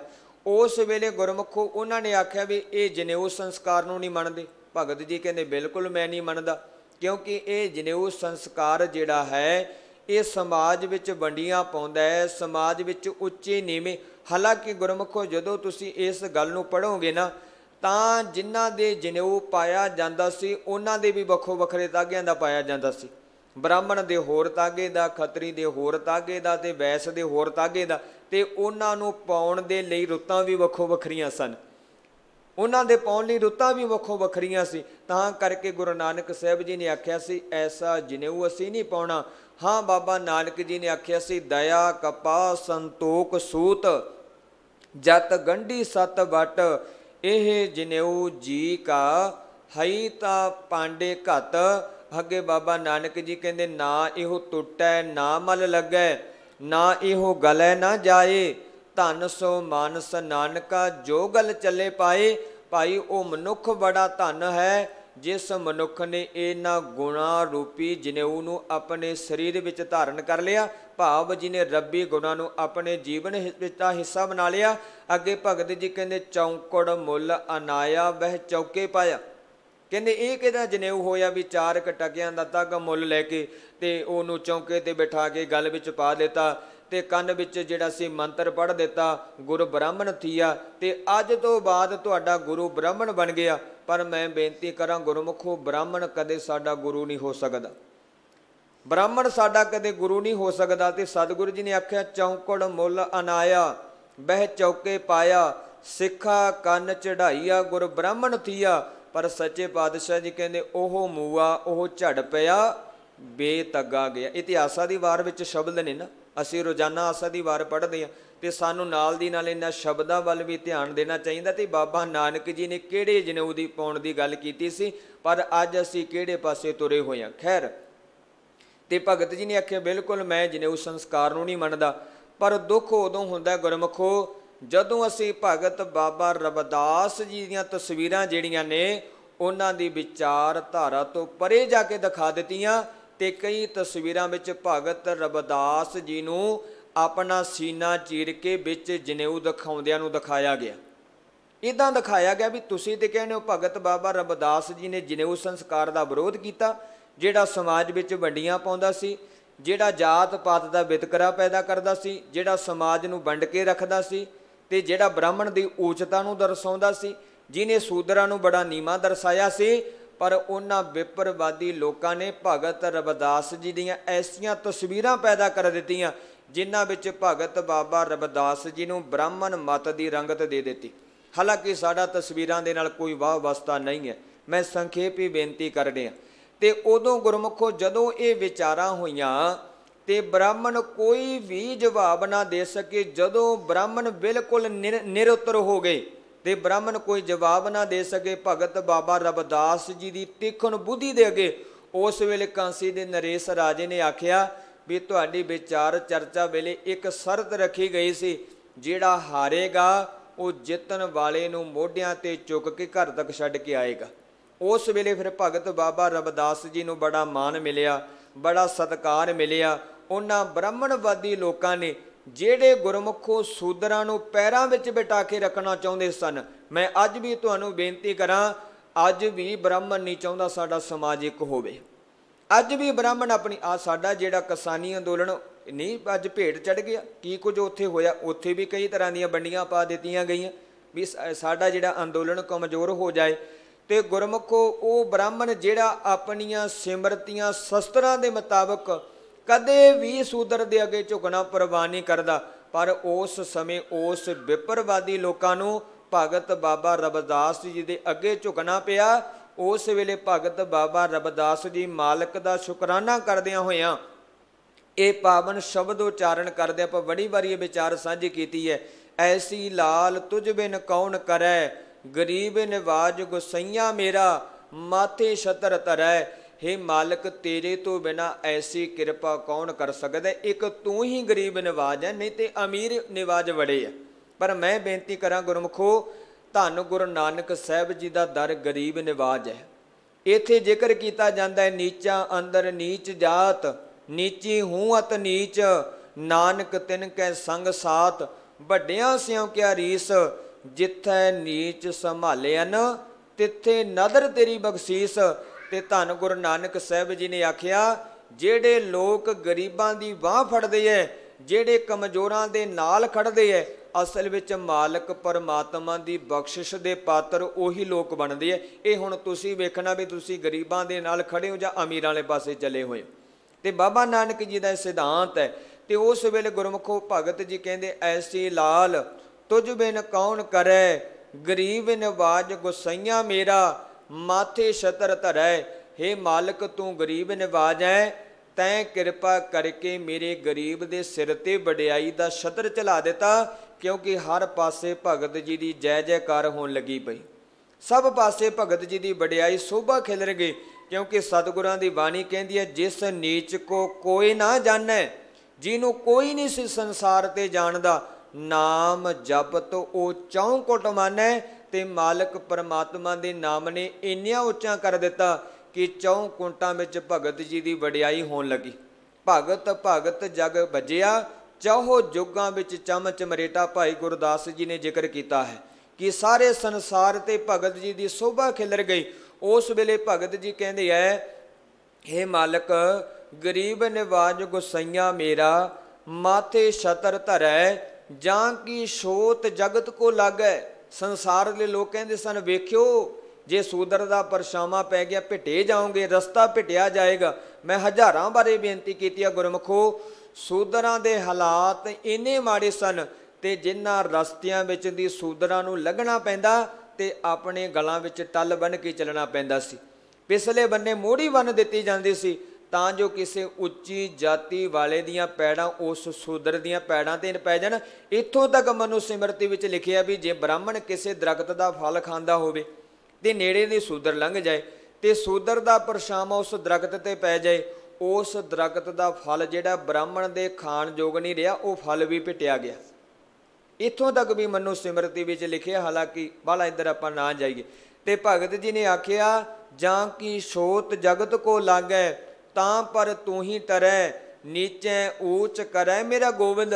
भाई वो मालिक परमात्मा नीवियां नूं उच्चियां बना दिंदा है। भाव जिहड़े मालिक परमात्मा की भगती करते हैं, जिहड़े मालिक परमात्मा के सच्चे प्यारे भगत बन जाते हैं, फिर मालिक परमात्मा उन्हां नूं अनेकां वडियाइयां दे के निवाजदा। नीचे ऊच करै मेरा गोबिंद, काहू ते ना डरै। परमात्मा नूं किसे दा डर नहीं। अगे भगत जी ने आख्या, नाम दिओ कबीर त्रिलोचन, साधना सैन तरै, कह रविदास सुनो रे संतो, हर जीओ ते सवै सरै। इत्थे तक आपां संखेप रूप विच भगत बाबा रविदास जी के जीवन विचों विचार कीती है। तो गुरमुखो भगत बाबा रविदास जी के 40 शब्द ने 18 रागां दे विच, जे मैं ना भुलदा होवां 18 रागां विच 40 शब्द भगत बाबा रविदास जी के दर्ज ने गुरु ग्रंथ साहिब दे विच। कदे पढ़ के तां वेखीए। उन्हां शब्दां विच अज दा एक पावन शब्द है जिहदे विच भगत बाबा रविदास जी मनुखां दे अंदर पए होए भरम भुलेखियां दा जिक्र करदे हैं। क्योंकि मनुख दे अंदर सब तो बड़ा भरम किहड़ा है ना, सब तो बड़ा भरम मनुख दे अंदर ये है भी शायद मैं परमात्मा दे नालों वखरी हस्ती दा मालक हाँ, शायद मेरी रब दे नालों कोई वखरी हस्ती है। तो ये सब तो बड़ा भरम जिहड़ा मनुख दे अंदर पिया होया है। तां करके भगत जी रहाओ वाले बंद विच बख्शिश करदे है, कहंदे है माधवे क्या कहीए भरम ऐसा। एक नुकता तुहाडे नाल होर साझा करदे हां। गुरमुखो जिहड़ा माधो शब्द है ना, ये शब्द भगत बाबा रविदास जी नूं सब तो प्यारा शब्द लगदा है, सब तो नेड़े दा शब्द है माधो शब्द। क्योंकि भगत बाबा रविदास जी अपनी बाणी विच थां थां ते माधो जां माधव शब्द वरतदे। हालांकि जदों असीं भगतां दी बाणी पढ़दे हां ना, तां भगतां ने प्यार विच भिज के परमात्मा के प्रेम विच भिज के परमात्मा नूं कई वखो वखरे नामां दे नाल संबोधन कीता। कईयां भगतां ने परमात्मा लई बीठल शब्द वरतिया, कईयां ने रहीम शब्द वरतिया, कई भगतां ने करीम शब्द वरतिया, कई भगतां ने माधो शब्द वरतिया। माधो शब्द भगत बाबा रविदास जी का सब तो नेड़े ते प्यारा शब्द है, विद्वानां दा ये मनना है। असल विच जदों तुसीं संस्कृत दीयां पुस्तकां पढ़ोगे ना, उन्हां विच ये नाम कृष्ण जी का रखिया होया माधो। माधो शब्द कृष्ण जी लिए वरतिया गया संस्कृत दीयां किताबां दे विच। पर कई लोग कहते भी भगत रविदास जी श्री रामचंद्र के उपासक सन, श्री रामचंद्र के भगत सन। जे गुरमुखो बाकियां ही भगत बाबा रविदास जी रामचंद्र जी के भगत होंदे तां उन्हां ने अपनी बाणी विच शब्द कदे नहीं सी वरतना। तां मैं बेनती नाल दी नाल कर रहा कि इन्हां शब्दां दे पिछे जो भाव छुपे है उन्हां नूं भी सानूं नाल दी नाल समझना पएगा। हुण भगत जी कहंदे माधवे क्या कहीए भरम ऐसा। क्या कहीए दा आख्या भी आख्या नहीं जा सकदा। किड्डा वड्डा भरम साडे जीवां दे अंदर पिया। वैसे गुरमुखो माधव दा अर्थ हुंदा है माया दा पति परमात्मा। ये परमात्मा लई माधो शब्द वरतिया गया है। भगत जी कहंदे हे मालक असीं जीवां दे अंदर जिहड़ा भुलेखा पिया होया है, जिहड़ा भरम पिया होया है, इस भरम नूं बयान नहीं किया जा सकदा। माधवे क्या कहीए भरम ऐसा, जैसा मानीए होए ना तैसा। भगत जी कहते साडे जीवां दे अंदर सब तो बड़ा भरम की है भी जो असीं मन्नी बैठे हाँ ਕਿ ਜੋ ਅਸੀਂ ਇਹ ਮੰਨ ਕੇ ਬੈਠੇ ਹਾਂ ਵੀ ਸ਼ਾਇਦ ਸਾਡੀ ਹਸਤੀ ਪਰਮਾਤਮਾ ਦੇ ਨਾਲੋਂ ਵੱਖਰੀ ਹੈ, ਇਹ ਜਗਤ ਦੀ ਹਸਤੀ ਪਰਮਾਤਮਾ ਨਾਲੋਂ ਵੱਖਰੀ ਹੈ, ਇਹ ਗੱਲ ਠੀਕ ਨਹੀਂ ਹੈ। ਭਾਵ ਸਾਡੇ ਅੰਦਰ ਸਭ ਤੋਂ ਵੱਡਾ ਭਰਮ ਇਹੀ ਪਿਆ ਹੋਇਆ ਹੈ। ਆਓ ਗੁਰਮੁਖੋ ਆਰੰਭਤਾ ਤੋਂ ਆਪਾਂ ਪਾਵਨ ਸ਼ਬਦ ਨੂੰ ਵਿਚਾਰੀਏ। ਇੱਕ ਵਾਰੀ ਸਾਰੇ ਗੱਜ ਕੇ ਆਖੋ ਜੀ, ਸਤਨਾਮ ਸ੍ਰੀ ਵਾਹਿਗੁਰੂ ਜੀ। ਰਾਗ ਸੋਰਠ ਬਾਣੀ ਭਗਤ ਰਵਿਦਾਸ ਜੀ ਕੀ। ਇਕ ਓੰਕਾਰ ਸਤਿਗੁਰ ਪ੍ਰਸਾਦਾ। ਰਾਗ ਸੋਰਠ ਦੇ ਅੰਦਰ ਸ਼੍ਰੋਮਣੀ ਭਗਤ ਬਾਬਾ ਰਵਿਦਾਸ ਜੀ ਦੀ ਉਚਾਰਨ ਕੀਤੀ ਹੋਈ ਪਾਵਨ ਬਾਣੀ ਮੈਂ ਪਹਿਲਾਂ ਵੀ ਤੁਹਾਡੇ ਨਾਲ ਸਾਂਝ ਪਾਈ ਹੈ ਵੀ ਭਗਤ ਬਾਬਾ ਰਵਿਦਾਸ ਜੀ ਦੇ 40 ਸ਼ਬਦ ਦਰਜ ਨੇ 18 ਰਾਗਾਂ ਦੇ ਵਿੱਚ। ਅੱਗੇ ਭਗਤ ਜੀ ਕਹਿੰਦੇ ਇੱਕ ਓੰਕਾਰ ਸਤਿਗੁਰ ਪ੍ਰਸਾਦ। ਅਕਾਲ ਪੁਰਖ ਪਰਮਾਤਮਾ ਇੱਕ ਹੈ, ਉਹ ਕੇਵਲ ਗਿਣਤੀ ਵਾਲਾ ਇੱਕ ਨਹੀਂ, ਪਰਮਾਤਮਾ ਅਦੁੱਤੀ ਇੱਕ ਹੈ। ਭਾਵ ਉਹਦੇ ਵਰਗਾ ਦੂਜਾ ਪਰਮਾਤਮਾ ਕੋਈ ਨਹੀਂ। ਤੇ ਭਗਤ ਜੀ ਕਹਿੰਦੇ ਉਸ ਇੱਕ ਪਰਮਾਤਮਾ ਦੀ ਪ੍ਰਾਪਤੀ ਹੁੰਦੀ ਹੈ ਗੁਰੂ ਦੀ ਕਿਰਪਾ ਨਾਲ, ਗੁਰੂ ਦੀ ਬਖਸ਼ਿਸ਼ ਦੁਆਰਾ, ਗੁਰੂ ਦੀ ਰਹਿਮਤ ਦੁਆਰਾ ਹੀ ਉਸ ਇੱਕ ਪਰਮਾਤਮਾ ਨੂੰ ਮਿਲਿਆ ਜਾ ਸਕਦਾ ਹੈ। जब हम होते तब तो नाही, अब तू ही मैं नाही। ਗੁਰਮੁਖੋ ਜਦੋਂ ਕੋਈ ਵੀ ਜੀਵ ਆਪਣੀ ਹਸਤੀ ਪਰਮਾਤਮਾ ਨਾਲੋਂ ਵੱਖਰੀ ਮੰਨ ਕੇ ਬਹਿ ਜਾਂਦਾ ਹੈ ਨਾ, ਉਸ ਵੇਲੇ ਜੀਵਾਂ ਦੇ ਅੰਦਰ ਆਪਾ ਭਾਵ ਹੰਕਾਰ ਪੈਦਾ ਹੋ ਜਾਂਦਾ। ਹੁਣ ਕਈਆਂ ਨੂੰ ਆਪਣੀ ਵੱਖਰੀ ਹਸਤੀ ਦਾ ਮਾਣ ਹੁੰਦਾ ਵੀ ਮੇਰੀ ਹਸਤੀ ਵੱਖਰੀ ਹੈ, ਮੇਰੀ ਹਸਤੀ ਬੜੀ ਹੈ। ਪਰ ਭਗਤ ਜੀ ਕਹਿੰਦੇ ਜਬ ਹਮ ਹੋਤੇ ਤਬ ਤੂੰ ਨਾਹੀਂ। ਕਹਿੰਦੇ ਹੇ ਮਾਲਕ, ਜਿੰਨਾ ਚਿਰ ਸਾਡੇ ਜੀਵਾਂ ਦੇ ਅੰਦਰ ਹਉਮੈ ਹੁੰਦੀ ਹੈ, ਆਪਾ ਭਾਵ ਹੁੰਦਾ, ਉਹਨਾਂ ਟਾਈਮ ਤੂੰ ਸਾਡੇ ਅੰਦਰ ਪ੍ਰਗਟ ਨਹੀਂ ਹੁੰਦਾ। ਭਾਵ ਉਹਨਾਂ ਟਾਈਮ ਜੀਵਾਂ ਦੀ ਤੇਰੇ ਨਾਲ ਦੂਰੀ ਬਣੀ ਰਹਿੰਦੀ ਹੈ। ਮੈਂ ਪਹਿਲਾਂ ਵੀ ਸ਼ਬਦ ਪੜ੍ਹੇ ਹਨ, ਹਉਮੈ ਨਾਵੈ ਨਾਲ ਵਿਰੋਧ ਹੈ, ਦੋਏ ਨਾ ਵਸੈ ਇੱਕ ਠਾਏ, ਹਉਮੈ ਵਿੱਚ ਸੇਵਾ ਨਾ ਹੋਵਈ, ਤਾਂ ਮਨ ਬਿਰਥਾ ਜਾਏ। ਜਿਸ ਮਨੁੱਖ ਦੇ ਅੰਦਰ ਹੰਕਾਰ ਹੋਏਗਾ ਨਾ, ਉਹ ਕਦੇ ਵੀ ਮਾਲਕ ਪਰਮਾਤਮਾ ਦੀ ਹਸਤੀ ਨੂੰ ਵੱਡਿਆ ਨਹੀਂ ਮੰਨੇਗਾ, ਉਹ ਆਪਣੀ ਹਸਤੀ ਨੂੰ ਵੱਡਾ ਮੰਨ ਕੇ ਚੱਲੇਗਾ। ਤਾਂ ਕਰਕੇ ਭਗਤ ਜੀ ਕਹਿੰਦੇ ਹੇ ਮਾਧੋ, ਹੇ ਮਾਲਕ, ਜਿੰਨਾ ਚਿਰ ਅਸੀਂ ਜੀਵਾਂ ਦੇ ਅੰਦਰ ਹਉਮੈ ਰਹਿੰਦੀ ਹੈ, ਉਹਨਾਂ ਚਿਰ ਤੂੰ ਸਾਡੇ ਅੰਦਰ ਗੁਣਾਂ ਦੇ ਰੂਪ ਵਿੱਚ ਪ੍ਰਗਟ ਨਹੀਂ ਹੁੰਦਾ। ਭਾਵ ਜਿੰਨਾ ਟਾਈਮ ਮਨੁੱਖ ਦੇ ਅੰਦਰ ਹਉਮੈ ਹੋਏਗੀ, ਉਹਨਾਂ ਟਾਈਮ ਮਨੁੱਖ ਦੇ ਅੰਦਰ ਰੱਬੀ ਗੁਣ ਪ੍ਰਗਟ ਨਹੀਂ ਹੁੰਦੇ। ਹੰਕਾਰੀ ਮਨੁੱਖ ਦੇ ਅੰਦਰ ਨਾ ਦਇਆ ਹੋਏਗੀ, ਹੰਕਾਰੀ ਮਨੁੱਖ ਦੇ ਅੰਦਰ ਨਾ ਧਰਮ ਹੋਏਗਾ, ਹੰਕਾਰੀ ਮਨੁੱਖ ਦੇ ਅੰਦਰ ਨਾ ਨਿਮਰਤਾ ਹੋਏਗੀ, ਹੰਕਾਰੀ ਮਨੁੱਖ ਦੇ ਅੰਦਰ ਨਾ ਸੰਤੋਖ ਹੋਏਗਾ। ਇਹ ਜਿਹੜੇ ਸਾਰੇ ਰੱਬੀ ਗੁਣ ਨੇ ਉਹਦੇ ਜੀਵਨ ਵਿੱਚੋਂ ਮਨਫੀ ਹੋ ਜਾਂਦੇ ਆ। ਜਿਹਨੂੰ ਸਤਿਗੁਰਾਂ ਦੀ ਬਾਣੀ ਨੇ ਆਖਿਆ ਹਰ ਬਿਸਰਤ ਤੇਰੇ ਗੁਣ ਗਲਿਆ। ਜਦੋਂ ਮਾਲਕ ਪਰਮਾਤਮਾ ਨੂੰ ਭੁਲਾ ਦਿੱਤਾ, ਉਸ ਵੇਲੇ ਤੇਰੇ ਜੀਵਨ ਵਿੱਚ ਕੋਈ ਰੱਬੀ ਗੁਣ ਨਹੀਂ ਰਹੇਗਾ। ਤੇ ਭਗਤ ਜੀ ਨੇ ਆਖਿਆ ਅਬ ਤੂੰ ਹੀ ਮੈਂ ਨਾਹੀਂ। ਹੇ ਮਾਲਕ, ਜਦੋਂ ਅਸੀਂ ਆਪਣੀ ਹਸਤੀ ਨੂੰ ਮਿਟਾ ਕੇ ਆਪਣੇ ਅੰਦਰ ਦੀ ਹਉਮੈ ਹੰਕਾਰ ਆਪਾ ਭਾਵ ਨੂੰ ਛੱਡ ਕੇ ਤੇਰੀ ਹਸਤੀ ਨੂੰ ਮੰਨ ਲਿਆ, ਭਾਵ ਜਦੋਂ ਸਾਨੂੰ ਸਮਝ ਆ ਗਈ ਕਿ ਅਸਲ ਵਿੱਚ ਤੈਂ ਹੀ ਆਪਣੀ ਜੋਤ ਸਾਡੇ ਅੰਦਰ ਟਿਕਾਈ ਹੈ।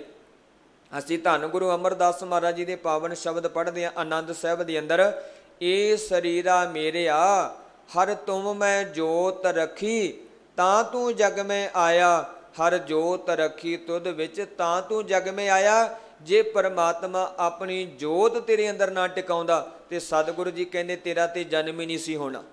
ਤੇਰੀ ਕੋਈ ਵੱਖਰੀ ਹਸਤੀ ਨਹੀਂ ਹੈ, ਮਨ ਤੂੰ ਜੋਤ ਸਰੂਪ ਹੈ, ਆਪਣਾ ਮੂਲ ਪਛਾਣ। ਅਸਲ ਵਿੱਚ ਤੂੰ ਜੋਤ ਰੂਪ ਹੈ, ਆਪਣੇ ਮੂਲ ਨੂੰ ਪਛਾਣਨਾ ਕਰ। ਮਨ ਹਰ ਜੀ ਤੇਰੇ ਨਾਲ ਹੈ, ਪਰਮਾਤਮਾ ਤੇਰੇ ਨਾਲ ਵੱਖਰਾ ਨਹੀਂ। ਅਖੀਰ ਤੇ ਆਪਾਂ ਸ਼ਬਦ ਪੜਾਂਗੇ ਜਿੱਥੇ ਭਗਤ ਜੀ ਕਹਿੰਦੇ ਕਹੋ ਰਵਿਦਾਸ ਹਾਥ ਪੈ ਨੇਰੇ। ਜਿਸ ਪਰਮਾਤਮਾ ਨੂੰ ਅਸੀਂ ਦੂਰ ਮੰਨ ਕੇ ਬੈਠੇ ਹਾਂ ਆਪਣੀ ਹਉਮੈ ਦੇ ਕਾਰਨ, ਆਪਣੇ ਆਪਾ ਭਾਵ ਦੇ ਕਾਰਨ, ਭਗਤ ਜੀ ਕਹਿੰਦੇ ਉਹ ਪਰਮਾਤਮਾ ਤੇ ਤੁਹਾਡੇ ਹਿਰਦੇ ਵਿੱਚ ਹੀ ਬੈਠਾ ਹੋਇਆ ਹੈ। ਆਪਾਂ ਬੜੀ ਵਾਰੀ ਵਿਚਾਰ ਕੀਤੀ ਹੈ, ਸਭ ਕਿਸ ਘਰ ਮੈਂ ਬਾਹਰ ਨਾਹੀਂ, ਬਾਹਰ ਢੋਲੇ ਸੋ ਭਰਮ ਪਲਾਹੀ। ਧੰਨ ਗੁਰੂ ਤੇਗ ਬਹਾਦਰ ਮਹਾਰਾਜ ਕਹਿੰਦੇ ਉਹ ਪਰਮਾਤਮਾ ਤੇ ਤੁਹਾਡੇ ਅੰਦਰ ਹੀ ਬੈਠਾ ਹੋਇਆ ਹੈ। ਪਰ ਜਨ ਨਾਨਕ ਬਿਨ ਆਪਾ ਚੀਨੈ ਮਿਟੈ ਨਾ ਭਰਮ ਕੀ ਕਾਈ। ਜਿੰਨਾ ਟਾਈਮ ਤੁਸੀਂ ਆਪਣੇ ਆਪ ਨੂੰ ਨਹੀਂ ਪੜਚੋਲੋਗੇ ਉਹਨਾਂ ਟਾਈਮ ਤੁਹਾਡੇ ਅੰਦਰ ਉਹਦਾ ਭਰਮ ਕਦੇ ਖਤਮ ਨਹੀਂ ਹੋਏਗਾ, ਤੁਹਾਡੀ ਪਰਮਾਤਮਾ ਨਾਲੋਂ ਦੂਰੀ ਬਣੀ ਰਹੇਗੀ। ਹੁਣ ਭਗਤ ਜੀ ਕਹਿੰਦੇ ਅਬ ਤੂੰ ਹੀ ਮੈਂ ਨਾਹੀ, ਹੇ ਮਾਲਕ ਹੁਣ ਸਾਡੀ ਕੋਈ ਵੱਖਰੀ ਹਸਤੀ ਨਹੀਂ ਰਹੀ, ਹੁਣ ਤੂੰ ਸਾਡੇ ਜੀਵਨ ਵਿੱਚ ਪ੍ਰਗਟ ਹੋ ਗਿਆ। ਭਾਵ ਜਦੋਂ ਜੀਵ ਆਪਣੇ ਅੰਦਰ ਦੇ ਹੋਮੇ ਛੱਡ ਦਿੰਦਾ, ਜਦੋਂ ਮੈਂ ਵਿੱਚੋਂ ਨਿਕਲ ਜਾਂਦਾ, ਉਸ ਵੇਲੇ ਫਿਰ ਜੀਵ ਤੂੰ ਜਾਣੀ ਕਿ ਪਰਮਾਤਮਾ ਦੇ ਰੂਪ ਹੋ ਜਾਂਦਾ। ਭਗਤ ਬਾਬਾ ਕਬੀਰ ਜੀ ਕਹਿੰਦੇ ਕਬੀਰ ਤੂੰ ਕਰਤਾ ਤੂੰ ਹੁਆ। ਕਹਿੰਦੇ ਪਹਿਲਾਂ ਮੈਂ ਮੇਰੀ ਵਿੱਚ ਜਾਉਂਦਾ ਸੀ, ਮੈਂ ਆਪਣੀ ਵੱਖਰੀ ਹਸਤੀ ਮੰਨ ਕੇ ਬੈਠਾ ਸੀ, ਪਰ ਜਦੋਂ ਮੈਂ ਮਾਲਕ ਨੂੰ ਉਚਾਰਨਾ ਸ਼ੁਰੂ ਕਰ ਦਿੱਤਾ, ਮਾਲਕ ਦੇ ਗੁਣ ਗਾਏ, ਤੇ ਭਗਤ ਜੀ ਕਹਿੰਦੇ ਹੁਣ ਮੇਰੀ ਕੋਈ ਵੱਖਰੀ ਹਸਤੀ ਨਹੀਂ ਰਹੀ, ਮੈਂ ਤੇ ਪਰਮਾਤਮਾ ਦੇ ਰੂਪ ਹੋ ਗਿਆ। ਰਾਮ ਕਬੀਰਾ ਏਕ ਭਏ ਹੈ ਕੋਈ ਨਾ ਸਕੈ ਪਛਾਨੀ। ਕਦੋਂ ਰਾਮ ਤੇ ਕਬੀਰ ਇੱਕ ਹੋ ਗਏ? ਜਦੋਂ ਭਗਤ ਜੀ ਨੇ ਆਪਣੇ ਅੰਦਰ ਦਾ ਆਪਾ ਭਾਵ ਗਵਾ ਦਿੱਤਾ ਕਿ ਅਸਲ ਵਿੱਚ ਮੈਂ ਪਰਮਾਤਮਾ ਦਾ ਹੀ ਰੂਪ ਹਾਂ। ਤਾਂ ਕਰਕੇ ਭਗਤ ਜੀ ਕਹਿੰਦੇ ਆ ਕਬੀਰ ਤੂੰ ਕਰਤਾ ਤੂੰ ਹੁਆ, ਮੁਝ ਮੈਂ ਰਹਾ ਨ ਹੂੰ ਜਬ ਆਪਾ ਪਰਕਾ ਮਿਟ ਗਿਆ। ਜਦੋਂ ਮੇਰ ਤੇਰੇ ਮਨੁੱਖ ਦੇ ਅੰਦਰੋਂ ਖਤਮ ਹੋ ਗਈ, ਜਦ ਦੇਖਾਂ ਤਦ ਤੂੰ, ਹੁਣ ਤੇ ਸਾਰੇ ਪਾਸੇ ਪਰਮਾਤਮਾ ਹੀ ਨਜ਼ਰ ਆਉਂਦਾ ਹੈ। ਸਮਝ ਆ ਗਈ ਵੀ ਰੱਬ ਦੀ ਜੋਤੀ ਮਨੁੱਖ ਦੇ ਅੰਦਰ ਹੈ। ਤਾਂ ਕਰਕੇ ਭਗਤ ਜੀ ਕਹਿੰਦੇ ਹੈ ਹੁਣ ਸਾਡੀ ਕੋਈ ਵੱਖਰੀ ਹਸਤੀ ਨਹੀਂ ਰਹੀ। ਨਲ ਆਗਮ ਜੈਸੇ ਲਹਿਰ ਮੈਂ ਉਦਤ ਜਲ ਕੇਵਲ ਜਲ ਮਾਹੀ। ਹੁਣ ਭਗਤ ਜੀ ਕਹਿੰਦੇ ਹੈ ਜਿਵੇਂ ਪਾਣੀ ਵਿੱਚ ਲਹਿਰਾਂ ਵਗਦੀਆਂ ਨੇ, ਹਵਾ ਆਉਣ ਦੇ ਨਾਲ ਕਈ ਵਾਰ ਜਦੋਂ ਲਹਿਰਾਂ ਉੱਠਦੀਆਂ ਨੇ ਨਾ, ਇੱਦਾਂ ਲੱਗਦਾ ਵੀ ਲਹਿਰਾਂ ਵੱਖਰੀਆਂ ਨੇ ਤੇ ਸਮੁੰਦਰ ਦਾ ਪਾਣੀ ਵੱਖਰਾ ਹੈ। ਅਨਲ ਆਗਮ ਜੈਸੇ ਲਹਿਰ ਮੈਂ ਉਦਤ ਜਲ ਕੇਵਲ ਜਲ ਮਾਹੀ। ਤੇ ਭਗਤ ਜੀ ਕਹਿੰਦੇ ਇਸ ਮੈਂ ਦੇ ਹਟਣ ਦੇ ਨਾਲ ਇਹ ਸਮਝ ਪੈ ਜਾਂਦੀ ਹੈ ਵੀ ਜਿਵੇਂ ਬੜਾ ਤੂਫਾਨ ਸਮੁੰਦਰ ਵਿੱਚ ਆ ਜਾਂਦਾ ਤੇ ਸਮੁੰਦਰ ਦੇ ਵਿੱਚ ਕਈ ਤਰ੍ਹਾਂ ਦੀਆਂ ਲਹਿਰਾਂ ਉੱਠਦੀਆਂ ਨੇ, ਉਸ ਵੇਲੇ ਇਹ ਲੱਗਦਾ ਵੀ ਲਹਿਰਾਂ ਦਾ ਪਾਣੀ ਵੱਖਰਾ ਹੈ ਤੇ ਸਮੁੰਦਰ ਦਾ ਪਾਣੀ ਵੱਖਰਾ ਹੈ। ਪਰ ਭਗਤ ਜੀ ਕਹਿੰਦੇ ਅਸਲ ਵਿੱਚ ਉਹ ਸਮੁੰਦਰ ਦਾ ਪਾਣੀ ਹੀ ਹੈ ਜਿਹੜਾ ਲਹਿਰਾਂ ਦੇ ਰੂਪ ਵਿੱਚ ਉਸਲਦਾ ਪਿਆ। ਤੇ ਸਤਿਗੁਰੂ ਜੀ ਨੇ ਹੋਰ ਕਈ ਥਾਵਾਂ 'ਤੇ ਵੀ ਇਹਦਾ ਜ਼ਿਕਰ ਕੀਤਾ ਹੈ। ਤਾਂ ਕਰਕੇ ਭਗਤ ਜੀ ਕਹਿੰਦੇ ਹੇ ਮਾਲਕ ਜਦੋਂ ਇਸ ਗੱਲ ਦੀ ਸਮਝ ਪੈ ਗਈ ਨਾ, ਫਿਰ ਪਤਾ ਲੱਗ ਜਾਂਦਾ ਵੀ ਸਾਡੀ ਤੇਰੇ ਨਾਲ ਕੋਈ ਵੱਖਰੀ ਹਸਤੀ ਨਹੀਂ ਹੈ। ਜਿਵੇਂ ਲਹਿਰਾਂ ਵੀ ਸਮੁੰਦਰ ਦਾ ਰੂਪ ਨੇ, ਇਸੇ ਤਰ੍ਹਾਂ ਸਾਡੀ ਜੀਵ ਆਤਮਾ ਵੀ ਤੇਰੇ ਰੂਪ ਹੈ। ਮਨ ਤੂੰ ਜੋਤ ਸਰੂਪ ਹੈ ਆਪਣਾ ਮੂਲ ਪਛਾਣ, ਮਨ ਹਰ ਜੀ ਤੇਰੇ ਨਾਲ ਹੈ। ਪਰਮਾਤਮਾ ਤੇਰੇ ਬਹੁਤ ਨੇੜੇ ਹੈ, ਪਰ ਸਮਝ ਕਦੋਂ ਪਏਗੀ? ਗੁਰਮਤੀ ਰੰਗ ਮਾਨ, ਗੁਰੂ ਦੀ ਮੱਤ ਲੈ ਕੇ ਪਰਮਾਤਮਾ ਦੇ ਮਿਲਾਪ ਦਾ, ਪਰਮਾਤਮਾ ਦੀ ਨੇੜਤਾ ਦਾ ਰੰਗ ਮਾਣਿਆ ਜਾ ਸਕਦਾ ਹੈ। ਮਦ ਬੈ ਕਿਆ ਕਹੀਐ ਭ੍ਰਮ ਐਸਾ। ਹੁਣ ਭਗਤ ਜੀ ਕਹਿੰਦੇ ਹੇ ਮਾਧੋ, ਹੇ ਮਾਇਆ ਦੇ ਪਤੀ ਪਰਮਾਤਮਾ, ਅਸੀਂ ਜੀਵਾਂ ਨੂੰ ਕੁਝ ਜਿਹਾ ਭੁਲੇਖਾ ਪਿਆ ਹੋਇਆ, ਜਿਸ ਭੁਲੇਖੇ ਨੂੰ, ਜਿਸ ਭਰਮ ਨੂੰ ਬਿਆਨ ਨਹੀਂ ਕੀਤਾ ਜਾ ਸਕਦਾ। ਮੈਂ ਕਹਿਣਾ ਗੁਰਮੁਖੋ ਇੱਕ ਭੁਲੇਖੇ ਦੀ ਗੱਲ ਛੱਡੋ, ਪਤਾ ਨਹੀਂ ਸਾਡੇ ਅੰਦਰ ਕਿੰਨੇ ਕੁ ਤਰ੍ਹਾਂ ਦੇ ਭਰਮ ਪਏ ਹੋਏ ਆ। ਭਰਮ ਦਾ ਭਾਵ ਹੈ ਜੋ ਕੁਝ ਨਹੀਂ ਹੈ ਉਹਨੂੰ ਅਸੀਂ ਮੰਨ ਕੇ ਬੈਠੇ ਹੋਏ ਹਾਂ, ਜੋ ਅਸਲੀਅਤ ਹੈ ਉਹ ਤੋਂ ਅਸੀਂ ਕਿਨਾਰਾ ਕਰਕੇ ਬੈਠੇ ਹੋਏ ਹਾਂ। ਮਾਧਵੇ ਕਿਆ ਕਹੀਏ ਭਰਮ ਐਸਾ, ਜੈਸਾ ਮਾਨੀਏ ਹੋਏ ਨਾ ਤੈਸਾ। ਆ ਸੰਸਾਰ ਦੀ ਰਚਨਾ ਦਾ ਵੀ ਸਾਡੇ ਅੰਦਰ ਭਰਮ ਹੈ ਵੀ ਸੈਰ ਅਸੀਂ ਸੰਸਾਰ ਤੇ ਸਦੀਵ ਵਾਸਤੇ ਜਾਣਾ, ਪਰ ਸਤਿਗੁਰੂ ਜੀ ਕਹਿੰਦੇ ਹੈ ਇਹ ਮਨੁੱਖ ਦੇ ਜੀਵਨ ਦਾ ਭਰਮ ਹੀ ਹੈ। ਇਹ ਭਰਮ ਵੀ ਇੱਕ ਦਿਨ ਮਿਟ ਜਾਏਗਾ। ਕਿੰਨੇ ਤਰ੍ਹਾਂ ਦੇ ਭਰਮ ਅਸੀਂ ਆਪਣੇ ਅੰਦਰ ਪਾਲ ਕੇ ਬੈਠੇ ਹਾਂ। ਪਰ ਮੈਂ ਬੜੀ ਵਾਰੀ ਨੁਕਤਾ ਤੁਹਾਡੇ ਨਾਲ ਸਾਂਝਾ ਕੀਤਾ, ਸ਼ਾਇਦ ਤੁਹਾਨੂੰ ਚੇਤੇ ਹੋਏਗਾ ਜਿਹੜੇ ਰੋਜ਼ਾਨਾ ਕਥਾ ਵਿਚਾਰ ਸੁਣਦੇ ਹੈ। ਮੈਂ ਕਈ ਵਾਰੀ ਬੇਨਤੀ ਕੀਤੀ ਹੈ ਗੁਰਮੁਖੋ ਜਿਹੜਾ ਧਰਮ ਹੈ ਉਹ ਸਾਨੂੰ ਭਰਮ ਵਿੱਚੋਂ ਕੱਢਦਾ ਹੈ। ਜਿਸ ਮਨੁੱਖ ਦੇ ਅੰਦਰ ਭਰਮ ਹੋਏਗਾ ਉਹ ਮਨੁੱਖ ਕਦੇ ਧਰਮੀ ਨਹੀਂ ਹੋ ਸਕਦਾ, ਤੇ ਜਿਹੜਾ ਮਨੁੱਖ ਧਰਮੀ ਹੋਏਗਾ ਉਸ ਮਨੁੱਖ ਦੇ ਜੀਵਨ ਵਿੱਚ ਕਦੇ ਭਰਮੀ ਨਹੀਂ ਹੋ ਸਕਦਾ।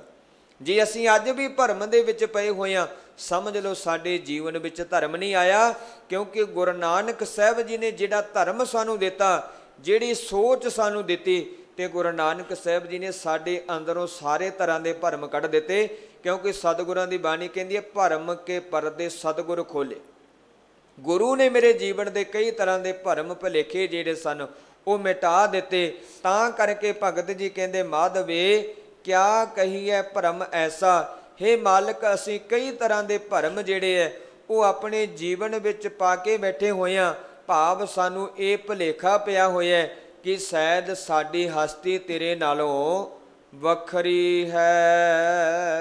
जैसा मानिए होए ना तैसा रहाओ। पर भगत जी कहते मैनू समझ पै गई भी जैसा मानिए जो असी मन रहे हैं, भाव जिहड़े असी भरम अपने जीवन विच पाल के बैठे हैं ना, भाव जो असी जीव मन रहे भी शायद साडी परमात्मा दे नालों कोई वखरी हस्ती है, शायद रब साडे नालों वखरा है ते असी रब दे नालों वखरे हैं।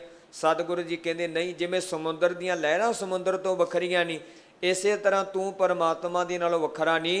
ते भगत जी कहते जैसा मानिए होए ना तैसा, भाव जो असी जीव अपने मन विच ख्याल बना के बैठे होए हां, जो असी मन के बैठे होए हां कि ये जगत तेरे नालों कोई वखरी हस्ती है।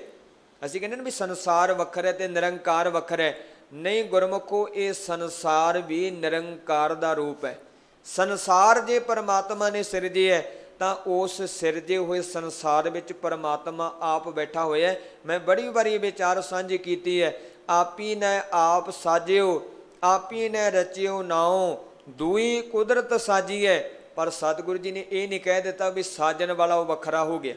जे परमात्मा ने कुदरत साजी, असी शब्द पढ़ते हैं बलिहारी कुदरत वसिया तेरा अंत न जाई लखिया। पर मैं बड़ी बारी बेनती करदा हुन्ना गुरमुखो, जदों असी परमात्मा की बनाई हुई कुदरत की सुहपना नूं वेखीए, परमात्मा की बनाई हुई अचरज कुदरत नूं वेखीए, उस वेले साडी सुरत करते नाल जुड़नी चाहिए है, जिस करते कादर परमात्मा ने एक कुदरत नूं सिरजिया है। सतगुरु जी ने बाणी विच जिक्र किया सब तेरी कुदरत तू कादर करतार। कई तो कहते भी कुदरत ही सारा कुछ है, पर नहीं, सच्चे पातशाह जी कहते कुदरत नूं बनाउण वाला कादर है, पर वो कादर वखरा नहीं बैठा, वो परमात्मा अपनी बनाई हुई कुदरत विच आप आसन ला के बैठा होया। ताई आपां इह पावन शब्द पढ़दे हां, आपी ने आप साजियो, आपी ने रचियो नाओ, दुई कुदरत साजी है, कर आसन डिठो चाओ, दाता करता आप तू, तुस देवै करै पसाओ, तू जनोई सब सै, तू सारियां नूं पैदा करन वाले, दे लैसै जिंद कवाओ, कर आसन डिठो चाओ।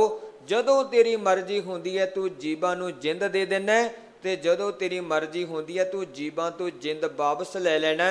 तां करके भगत जी ने आख्या ये साडे अंदर जिहड़ा भरम बनिया होया ना भी साडी परमात्मा दे नाल वखरी हस्ती है, भगत जी कहंदे ये भरम जिहड़ा है असीं जीव अपने अंदर पाल के बैठे होए हां, पर साडी परमात्मा दे नालों कोई वखरी हस्ती नहीं है। नरपत एक सिंहासन सोया, सुपने पया भिखारी। नरपत एक सिंहासन सोया, नरपत दा अर्थ हुंदा राजा। भगत जी कहंदे जिवें कोई राजा अपने तगत ते सौ जाए सुपने दे विच, ते तगत ते सुता पिया है ते राजा ही है, पर सुपने विच उहनूं इदां लगे भी मैं भिखारी बन गया। वैसे मैं बेनती करां गुरमुखो, कई तो वो मनुख ने जिहड़े सुतियां कोई सुपना लेंदे है, पर असी तो कई तरह के सुपने जागदी लेके बैठे हुए हैं। किन्ने तरह के सुपने असी, सतगुरु जी ने बाणी विच ये भी जिक्र किया भी संसार भी एक सुपना है, ये जग ये सुपने की तरह है, पर तू इनू सच मन के बैठे आ। पर मैं जिहड़ी बेनती कर रही क्योंकि समा थोड़ा रह गया, भगत जी कहने नरपत एक सिंहासन सोया, सुपने पिया भिखारी। कहते जिमें एक राजा अपने तगत ते बैठा होवे ते सुपने विच सौ जाए, ते सुपने विच सुतियां वो राजा मंगता बन जाए, पर है तो नहीं मंगता। ते भगत जी कहते उन्होंने फिर बड़ा दुख लगता है। इस तरह कई जीव जिहड़े है ना वो कई तरह के सुपनियां विच सुते हुए है। इन्हां सुपनियां दे कारण ही मनुख दे जीवन विच कई तरह के दुख पैदा होए है।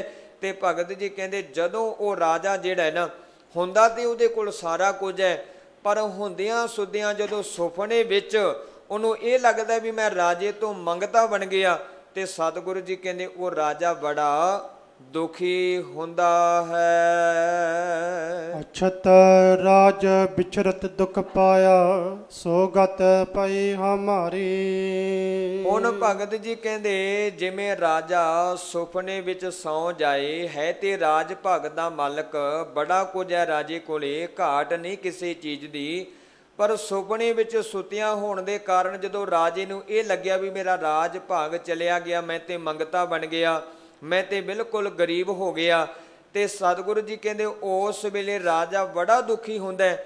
ਅਸਲ ਵਿੱਚ ਇਹ ਮਾਲਕ, ਇਹ ਸਾਡੇ ਜੀਵਨ ਦੀ ਗੱਲ ਹੈ। ਇਸੇ ਤਰ੍ਹਾਂ ਅਸੀਂ ਤੇਰੇ ਨਾਲ ਵਿਛੜ ਕੇ ਕਈ ਤਰ੍ਹਾਂ ਦੇ ਸੁਪਨੇ ਲੈਂਦੇ ਪਏ ਹਾਂ। ਇਹਨਾਂ ਸੁਪਨਿਆਂ ਵਿੱਚ ਸਾਡੇ ਜੀਵਾਂ ਦਾ ਇਹੀ ਹਾਲ ਹੋਇਆ ਹੈ, ਜਿਹੜਾ ਹਾਲ ਅਸਲ ਵਿੱਚ ਉਸ ਰਾਜੇ ਦਾ ਹੋਇਆ ਸੀ, ਜਿਹੜਾ ਸੁਪਨੇ ਵਿੱਚ ਰਾਜੇ ਤੋਂ ਭਿਖਾਰੀ ਬਣ ਗਿਆ। ਪਰ ਇੱਕ ਬੇਨਤੀ ਹੋਰ ਵੀ ਕਰਦੇ ਹਾਂ, ਸੁਪਨੇ ਦੀ ਗੱਲ ਛੱਡੋ, ਜੇ ਮਾਲਕ ਪਰਮਾਤਮਾ ਚਾਹੇ ਤਾਂ ਹਕੀਕਤ ਵਿੱਚ ਵੀ ਰਾਜਿਆਂ ਨੂੰ ਭਿਖਾਰੀ ਬਣਾ ਕੇ, ਮੰਗਤੇ ਬਣਾ ਕੇ ਮੰਗਣ ਲਾ ਸਕਦਾ। ਸਤਿਗੁਰੂ ਜੀ ਨੇ ਬਾਣੀ ਵਿੱਚ ਜ਼ਿਕਰ ਕੀਤਾ ਹੈ, ਭਿਖਾਰੀ ਤੇ ਰਾਜ ਕਰਾਵੇ, ਰਾਜੇ ਤੇ ਭਿਖਾਰੀ, ਖਲ ਮੂਰਖ ਤੇ ਪੰਡਤ ਕਰਵੋ, ਪੰਡਤ ਤੇ ਮੁਗਧਾਰੀ, ਨਾਰੀ ਤੇ ਜੋ ਪੁਰਖ ਕਰਾਵੇ, ਪੁਰਖਨ ਤੇ ਜੋ ਨਾਰੀ, ਕਹੋ ਕਬੀਰ ਸਾਧੂ ਕੋ ਪ੍ਰੀਤਮ, ਤਿਸ ਮੂਰਤ ਬਲਿਹਾਰੀ। ਮੈਂ ਕਹਿਣਾ ਗੁਰਮੁਖੋ, ਜੇ ਬੰਦੇ ਕੋਲ ਰਾਜ ਭਾਗ ਹੋਵੇ, ਬੰਦੇ ਕੋਲ ਤਾਕਤ ਹੋਵੇ, ਬੰਦੇ ਕੋਲ ਬੜਾ ਕੁਝ ਹੋਵੇ, ਤਾਂ ਮਨੁੱਖ ਨੂੰ ਆਪਣੇ ਰਾਜ ਭਾਗ ਦਾ ਕਦੇ ਹੰਕਾਰ ਮਾਨ ਨਹੀਂ ਕਰਨਾ ਚਾਹੀਦਾ, ਕਿਉਂਕਿ ਕਈ ਵਾਰ ਮਾਲਕ ਪਰਮਾਤਮਾ ਰਾਜ ਦਿੰਦਾ ਵੀ ਹੈ ਤੇ ਮਾਲਕ ਪਰਮਾਤਮਾ ਦਿੱਤੇ ਹੋਏ ਰਾਜ ਨੂੰ ਖੋਹ ਵੀ ਲੈਂਦਾ ਹੈ। ਨਦਰ ਉਪੱਠੀ ਜੇ ਕਰੇ, ਸੁਲਤਾਨਾ ਘਾਹ ਕਰਾਏਂਦਾ, ਦਰ ਮੰਗਨ ਭਿੱਖ ਨਾ ਪਾਏਂਦਾ। ਜੇ ਮਾਲਕ ਪਰਮਾਤਮਾ ਚਾਹੇ ਤੇ ਵੱਡੇ ਵੱਡੇ ਰਾਜਿਆਂ ਨੂੰ ਮੰਗਤੇ ਬਣਾ ਕੇ ਮੰਗਣ ਲਾ ਦਿੰਦਾ ਹੈ, ਪਰ ਇਹ ਹੁੰਦਾ ਉਹਨਾਂ ਲੋਕਾਂ ਦੇ ਨਾਲ ਹੈ ਜਿਹੜੇ ਰਾਜ ਗੱਦੀਆਂ ਤੇ ਬਹਿ ਕੇ ਆਪਣੇ ਧਰਮ ਨੂੰ ਭੁੱਲ ਜਾਂਦੇ, ਜਿਵੇਂ ਅੱਜ ਦੇ ਰਾਜੇ ਭੁੱਲੇ ਹੋਏ ਆ। ਹਾਲਾਂਕਿ ਮੇਰੇ ਕੋਲ ਸਮਾਂ ਨਹੀਂ, ਮੈਂ ਬੜੀ ਵਾਰੀ ਇਹ ਬੇਨਤੀ ਤੁਹਾਡੇ ਨਾਲ ਸਾਂਝੀ ਕੀਤੀ ਹੈ ਗੁਰਮੁਖੋ, ਜੇ ਕੋਈ ਰਾਜਾ ਰਾਜ ਗੱਦੀ ਤੇ ਬੈਠਾ ਹੋਵੇ ਤਾਂ ਰਾਜੇ ਦਾ ਵੀ ਇੱਕ ਧਰਮ ਬਣਦਾ ਵੀ ਰਾਜਾ ਆਪਣੀ ਪ੍ਰਜਾ ਦੇ ਨਾਲ ਇਨਸਾਫ ਕਰੇ। ਗੁਰੂ ਨਾਨਕ ਸਾਹਿਬ ਜੀ ਨੇ ਆਖਿਆ, ਰਾਜੇ ਚੁਲੀ ਨਿਆਵ ਕੀ, ਗਿਰੀ ਹੀ ਕਾ ਸਤਦਾਨ। ਪਰ ਅੱਜ ਦੇ ਰਾਜਿਆਂ ਤੋਂ ਇਨਸਾਫ ਦੀ ਆਸ ਨਹੀਂ ਰੱਖੀ ਜਾ ਸਕਦੀ। ਅੱਜ ਤੁਸੀਂ ਵੇਖ ਰਹੇ ਹੋ ਨਾ, ਆ ਕੋਵਿਡ ਦਾ ਚੱਲ ਰਿਹਾ ਹੈ, ਠੀਕ ਹੈ, ਚਲੋ ਆਪਾਂ ਇਹ ਨਹੀਂ ਕਹਿ ਸਕਦੇ ਵੀ ਬਿਮਾਰੀ ਨਹੀਂ ਹੈ, ਮੈਂ ਇਹ ਨਹੀਂ ਕਹਾਂਗਾ। ਤੁਸੀਂ ਕਹ ਲਓਗੇ ਭਾਈ ਸਾਹਿਬ ਕਹਿੰਦੇ ਬਿਮਾਰੀ ਨਹੀਂ ਹੈ, ਸਰਕਾਰ ਦੀਆਂ ਹਦਾਇਤਾਂ ਨੇ, ਸਾਨੂੰ ਧਿਆਨ ਰੱਖਣਾ ਚਾਹੀਦਾ, ਪ੍ਰਸ਼ਾਸਨ ਦੀਆਂ ਹਦਾਇਤਾਂ ਮੰਨੋ, ਜੋ ਡਾਕਟਰ ਸਲਾਹ ਦਿੰਦੇ ਆ ਉਹ ਮੰਨੋ, ਪਰ ਕਿਤੇ ਨਾ ਕਿਤੇ ਤਾਂ ਸਾਨੂੰ ਮੰਨਣਾ ਪਏਗਾ ਵੀ ਅੱਜ ਸਾਡਾ ਸਿਸਟਮ ਗੰਧਲਾ ਹੋ ਚੁੱਕਿਆ। ਸਿਸਟਮ ਸਾਡਾ ਇੰਨਾ ਮਾੜਾ ਹੋ ਗਿਆ ਵੀ ਕਈ ਲੋਕ ਜਿਹੜੇ ਸਨ ਬਿਮਾਰੀ ਤੇ ਭਾਵੇਂ ਉਹਨਾਂ ਨੂੰ ਸੀ, ਪਰ ਹਸਪਤਾਲਾਂ ਵਿੱਚ ਜਾ ਕੇ ਉਹਨਾਂ ਨੂੰ ਸਹੀ ਡਾਕਟਰੀ ਸਹੂਲਤਾਂ ਨਹੀਂ ਮਿਲੀਆਂ। ਆ ਸਾਡੇ ਨੇੜੇ ਨਗਰ ਪੈ ਜਾਂਦਾ ਤਕੀਪੁਰ, ਉੱਥੇ ਇੱਕ ਪਰਿਵਾਰ ਦੇ 4 ਮੈਂਬਰ ਚੜ੍ਹਾਈ ਕਰ ਗਏ ਇੱਕੋ ਹੀ ਘਰ ਦੇ ਵਿੱਚ। ਦੇਖੋ ਬਹੁਤ ਵੱਡੀ ਗੱਲ ਹੈ, ਬਹੁਤ ਵੱਡੀ ਗੱਲ ਹੁੰਦੀ ਹੈ, ਇੱਕੋ ਪਰਿਵਾਰ ਵਿੱਚੋਂ 4 ਮੈਂਬਰਾਂ ਦਾ ਚਲੇ ਜਾਣਾ, ਉਹ ਵੀ ਜਿਹੜੇ ਮੇਨ ਮੈਂਬਰ ਹੋਣ ਘਰ ਦੇ। ਹੁਣ ਪਰ ਆਪਾਂ ਕਿਵੇਂ ਮੰਨ ਸਕਦੇ ਵੀ ਐਡੀ ਕਿਹੜੀ ਬਿਮਾਰੀ ਆ ਗਈ ਵੀ 4 ਬੰਦਿਆਂ ਦੀ ਇਕੱਠੀ ਮੌਤ ਹੋ ਗਈ ਥੋੜ੍ਹੇ ਦਿਨਾਂ ਦੇ ਵਿੱਚ। ਕਿਤੇ ਨਾ ਕਿਤੇ ਮੰਨਿਆ ਜਾ ਸਕਦਾ ਵੀ ਇਹਦੇ ਵਿੱਚ ਹਸਪਤਾਲ ਵਾਲਿਆਂ ਦੀ ਵੀ ਕੋਈ ਗੱਲ ਹੈ, ਫੇਲੀਅਰ ਇਹਨੂੰ ਆਪਾਂ ਕਹਿ ਸਕਦੇ ਹਾਂ। ਅੱਜ ਤੁਸੀਂ ਮੰਨਣਾ, ਹਰ ਬੰਦਾ ਇਹ ਕਹਿ ਰਿਹਾ ਵੀ ਭਾਈ ਤੁਸੀਂ ਆਪਣੇ ਘਰੇ ਰਹੋ, ਧਿਆਨ ਰੱਖੋ, ਕਿਉਂਕਿ ਅੱਜ ਹਸਪਤਾਲਾਂ ਵਿੱਚ ਲਿਜਾ ਕੇ ਮਾਰਿਆ ਜਾ ਰਿਹਾ, ਮਰੀਜ਼ਾਂ ਤੱਕ ਗੱਲਬਾਤ ਨਹੀਂ ਕਰਾਈ ਜਾਂਦੀ। ਇੱਥੇ ਆਇਆ ਸੀ ਇੱਕ ਪਟਿਆਲੇ ਦੇ ਹਸਪਤਾਲ ਦੀ ਵੀਡੀਓ ਸਾਹਮਣੇ ਆਈ ਸੀ, ਜਿੱਥੇ ਕਈ ਲੋਕਾਂ ਨੂੰ ਪੀਣ ਦੇ ਲਈ ਪਾਣੀ ਵੀ ਨਹੀਂ ਸੀ ਦਿੱਤਾ ਜਾਂਦਾ। ਇਹ ਦੱਸੋ ਕਿਹੜਾ ਇਲਾਜ ਹੈ? ਚਲੋ ਜੇ ਕਰੋਨਾ ਹੋ ਗਿਆ, ਕੋਈ ਬਿਮਾਰੀ ਆ ਗਈ, ਕੋਈ ਗੱਲ ਹੋ ਗਈ, ਉੱਤੇ ਬੰਦੇ ਦਾ ਇਲਾਜ ਤੇ ਕੀਤਾ ਜਾਏ, ਬੰਦੇ ਨੂੰ ਧਰਵਾਸ ਤੇ ਦਿੱਤਾ ਜਾਏ। ਤੇ ਇੱਕ ਆਈ ਸੀ ਡਾਕਟਰ ਬੀਬੀ ਦੀ ਵੀਡੀਓ ਆਈ ਸੀ, ਹਾਲਾਂਕਿ ਮੇਰਾ ਸਮਾਂ ਨਹੀਂ ਤੇ ਮੈਂ ਸਮਾਪਤੀ ਕਰਦੇ ਹਾਂ। ਜਿਹੜੇ ਡਾਕਟਰ ਨੂੰ ਅਸੀਂ ਮੰਨਦੇ ਨੇ ਵੀ ਰੱਬ ਦਾ ਦੂਜਾ ਰੂਪ ਹੈ, ਆਪਾਂ ਮੰਨਦੇ ਵੀ ਡਾਕਟਰ ਸਾਨੂੰ ਬਿਮਾਰੀਆਂ ਤੋਂ ਬਚਾਉਂਦਾ ਹੈ, ਸਾਡਾ ਇਲਾਜ ਕਰਦਾ ਹੈ, ਕਈ ਤਰ੍ਹਾਂ ਦੀਆਂ ਸਰਜਰੀਆਂ ਸਾਡੀਆਂ ਕੀਤੀਆਂ ਜਾਂਦੀਆਂ ਨੇ, ਪਰ ਅੱਜ ਉਹ ਤੇ ਡਾਕਟਰ ਵੀ ਹੈਵਾਨ ਬਣ ਗਏ, ਅੱਜ ਤੇ ਡਾਕਟਰ ਵੀ ਮਨੁੱਖਤਾ ਦਾ ਕਾਤਲ ਬਣ ਗਿਆ। ਤੇ ਇੱਕ ਬੀਬੀ ਜਿਹੜੀ ਹੈ ਨਾ, ਇੱਕ ਨਰਸ ਬੀਬੀ ਜਿਹੜੀ ਹੈ, ਉਹਨੇ ਮਰੀਜ਼ ਨੂੰ ਧਰਵਾਸ ਤੇ ਕੀ ਦੇਣਾ ਸੀ? ਹੁਣ ਬੰਦਾ ਕੋਈ ਬਿਮਾਰ ਹੋ ਗਿਆ, ਕਿਸੇ ਦੇ ਸੱਟ ਲੱਗ ਗਈ, ਆਪਾਂ ਇਹ ਕਹਾਂਗੇ ਵੀ ਕੋਈ ਗੱਲ ਨਹੀਂ ਭਾਈ, ਚੜ੍ਹਦੀ ਕਲਾ ਵਿੱਚ ਰਹਿ, ਮਾਲਿਕ ਕਿਰਪਾ ਕਰੇਗਾ, ਤੰਦਰੁਸਤ ਹੋ ਜਾਏਗਾ, ਠੀਕ ਹੋ ਜਾਏਗਾ। ਸਦਾ ਹੀ ਥੋੜ੍ਹੀ ਬਿਮਾਰੀਆਂ ਰਹਿੰਦੀਆਂ ਨੇ, ਬੰਦੇ ਨੂੰ ਹੌਸਲਾ ਦੇਣਾ ਵੱਡੀ ਗੱਲ ਹੁੰਦੀ ਹੈ। ਪਰ ਉਹ ਬੀਬੀ ਪਤਾ ਮਰੀਜ਼ ਨੂੰ ਕੀ ਕਹਿ ਰਹੀ ਹੈ? ਕਹਿੰਦੀ ਹੈ ਬਸ ਹੁਣ ਤੁਸੀਂ ਤੇ ਚੰਦ ਕੁ ਪਲਾਂ ਦੇ, ਚੰਦ ਕੁ ਦਿਨਾਂ ਦੇ ਪ੍ਰਾਹੁਣੇ, इदां दा साडा सिस्टम बनिया होया ते जिन्हां डॉक्टरां नूं असीं भगवान दा दूजा रूप मनदे हां, अज वो डॉक्टर भी कई कातल बने हुए हैं। ये सच तुहानूं मैं बेनती कर रहा। हालांकि मैं ये नहीं कह रहा भी बीमारी नहीं है, तुहानूं ध्यान रखना चाहिए, तुहानूं हदायतां मनणियां चाहीदियां ने, तुहानूं डॉक्टरां दी सलाह मननी चाहिए है। पर मैं तो पिछले दिनों में भी बेनती की सी, अज ऑक्सीजन के सिलेंडर जिहड़े है उन्हां दी ब्लैकिंग हो रही है, पर जिस मालिक परमात्मा ने सानू इन्नी ऑक्सीजन बिना किसी मुल तो दी है, उस परमात्मा का असीं कदे धन्नवाद ही नहीं किया। कहते जिवें एक बजुर्ग सी, जदों उन्होंने हस्पताल में छुट्टी मिली तो हस्पताल वालियां ने वो सारा बिल दिता जो दवाइयां उहदे लई दित्तियां गईयां सन, जो उहदा जिहड़ा इलाज किया गया सी। कहते उन्होंने एक 13,000 रुपये का बिल होर दे दिता। तो बजुर्ग ने आख्या भी ये बिल काहदा वखरा, जदों बाकी सारे बिल दे दिते। वो कहते ये ऑक्सीजन का बिल है, भी तुहानूं ऑक्सीजन लाया गया सी, उहदा 13,000 बिल आ गया। कहते बजुर्ग भुब्बां मार के रोंग लग पिया। तो डॉक्टर कहते कोई गल नहीं, जे तेरे तो पैसे नहीं दिते जाते असीं कर लवांगे, कोई गल नहीं, पर रो ना तू। वो कहना मैं रो पैसों करके नहीं रहा, मैं 13 का भी दुगना दे देंगा, पर मैं रो इस करके रहा अज मैनू थोड़े जे ऑक्सीजन की लोड़ पई, अज ये हवा मैनू ऑक्सीजन 13,000 विच मुल मिली, तो फिर भी मैं तुहाडा धन्नवाद कर रहा भी तुसीं मेरी जान बचा दी। पर मैं तो जिंदगी के कई दहाके जिहड़े है वो रब तो ऑक्सीजन लैंदा रहा, ते ना मैं देण वाले दा धन्नवाद किया, ते ना मैं इस हवा नूं शुद्ध करन विच अपना कोई बनदा योगदान पाया। हालांकि मैं हज़ारां बार बेनती की है, बाबे नानक ने आख्या सी पवन गुरु पानी पिता माता धरत महत, पर अज दा सिख इस गल नूं समझ नहीं सकिया। मैं बड़ी बारी बेनती की, अब समाप्ति वल चलीए। भगत जी कहते असत राज विसरत दुख पाया, सो गत भई हमारी। हे मालक, जिमें राजे कोल सब कुछ होंदियां भी सुपने विच भिखारी बन गया, तो सुपने विच बड़ा दुखी होया, करला उठिया। इस तरह सानू तो बड़ियां दातां दित्तियां ने, बड़ियां बख्शिशां दित्तियां ने, असीं भरम विच पै के सुपने विच पै के तेरियां दित्तियां होईयां दातां दा आनंद मानण दी बजाए अपने जीवन विच दुखी हो रहे हैं। अपने जीवन विच कई तरह के दुख रोग पैदा करके बैठे हुए हैं, क्योंकि असीं तेरे नालों अपनी वक्री हस्ती जिहड़ी है वो मन के बैठे हुए हैं। आओ गुरमुखो, इत्थे तक आपां शब्द की विचार की है। अगली जो विचार जिहड़ी है वो आपां कल दे दीवान विच करांगे, क्योंकि जिहड़ा भी शब्द रह गया, चलो एक पंक्ति पढ़ दिओ। राज पयंग प्रसंग जैसे हैं, अब कछ मर्म जनाया। हुण भगत जी कहते जिमें सप ते रस्सी का दृष्टांत है ना, भी जिहड़ा बंदा भरम विच पै गया, जिहदे कोल चानण नहीं सी, हनेरा सी, ते वो बंदा रस्सी नूं सप मन के बह गया। मैं पिछले दिनों में भी बेनती की सी, भी एक घर दे विच एक रस्सी पई सी, ते एक बच्चा उच्ची उच्ची रौला पाउण लग गया, कहंदा सप सप, ते घर दे लोग जिहड़े सन वो भी रौला पाउण लग पए, ते सारिਆਂ ने रौला पाया। उस तो बाद जिहड़ा घर दा मुखी सी उहने आख्या भी रौला ते सारे पाई जाने हो, कोई लैट ते बालो, चानण ते करो, ते पता लगेगा जे सप होया ते किते अंदर ही ना चलिया जाए, किहड़े पासे नूं जांदा पता ते फेर ही लगे ना जी चानण। कहने जदों चानण कीता गया उत्थे रस्सी सी, कहण तो भाव हनेरा जिहड़ा ना गुरमुखो वो सच ते पर्दा पा लैंदा। इस तरह साडे जीवन विच जिहड़ा अज्ञानता दा हनेरा बनिया, इन्हें सानू कई चीज़ों के भरम भुलेखियां विच पाया। जदों असी गुरु के ज्ञान का दीवा अपने जीवन विच बालांगे तो साडे अंदरों अज्ञानता का हनेरा मिटेगा। दीवा बलै अंधेरा जाए, वेद पाठ मत पापां खाए। भगत जी कहते जिमें सप ते रस्सी का दृष्टांत है ना, इस तरह मैनू हुण ये सारा भेद जिहड़ा है तैं जना दिता है। अनक कटक जैसे फूल पर अब कहते कह न आया।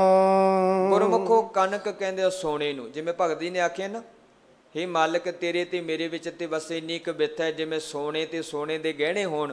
हुण भगत जी कहते कनक कटक जैसे भूल परे अब कहते कहन न आया। कहते जिमें सोने दे बने हुए अनेकां कड़े वेख के भुलेखा पै जांदा भी ये सोना वखरा है ते ये गहने वखरे, पर है वखरे नहीं हैं। हे मालिक इस तरह सानू भी भुलेखा पिया होया भी ये संसार वखरा है ते निरंकार वखरा है। पर नहीं गुरमुखो, ये संसार भी उस निरंकार का ही रूप है। जदों असीं ये पावन शब्द पढ़ते हैं, यह जग सच्चे की है कोठड़ी, सच्चे का विच वास। ये सारा संसार उस सच्चे परमात्मा की बनाई हुई कोठड़ी है, ये विच परमात्मा का वास है। आओ रहिंदी विचार जिहड़ी आपां कल दे दीवाना विच करांगे। इन्नियां क बेनतियां प्रवान करनियां जी। आप संगतां नाल गुरमत विचारां दी सांझ पाउंदिआं होइयां बेअंत भुलां दी गुरु अते गुरु की संगत माफ़ी बख्शे। कोई गल तुहानूं गुरबाणी गुरमत तो बाहर लगी होवे, जरूर मेरे ध्यान विच लिया देनी। तुहाडा बहुत बहुत धन्नवाद होएगा। आओ आप जी इसे तरह प्यार दे नाल बैठ के गुरु घर दे कीर्तनिया पासों गुरबाणी दे शब्द कीर्तन सरवण करो जी। भावें अज संगरांद वाला दिन भी है, संगरांद दे वाले दिन भी अज आपां पावन शब्द सरवण कीता होना। जेठ जुड़ंदा लोड़ी है, जिस अगे सब निवन, हर सज्जन दावन लगिया किसे ना देई बन। भाई जेठ दे महीने में सानू उस परमात्मा नाल जुड़ना चाहिए जिहड़े परमात्मा दे अगे सारे जीव निभदे है। आओ मैं फतेह बुलाउण लग्गिया, सारे फतेह बुलाओ। वाहिगुरु जी का खालसा, वाहिगुरु जी की फतेह।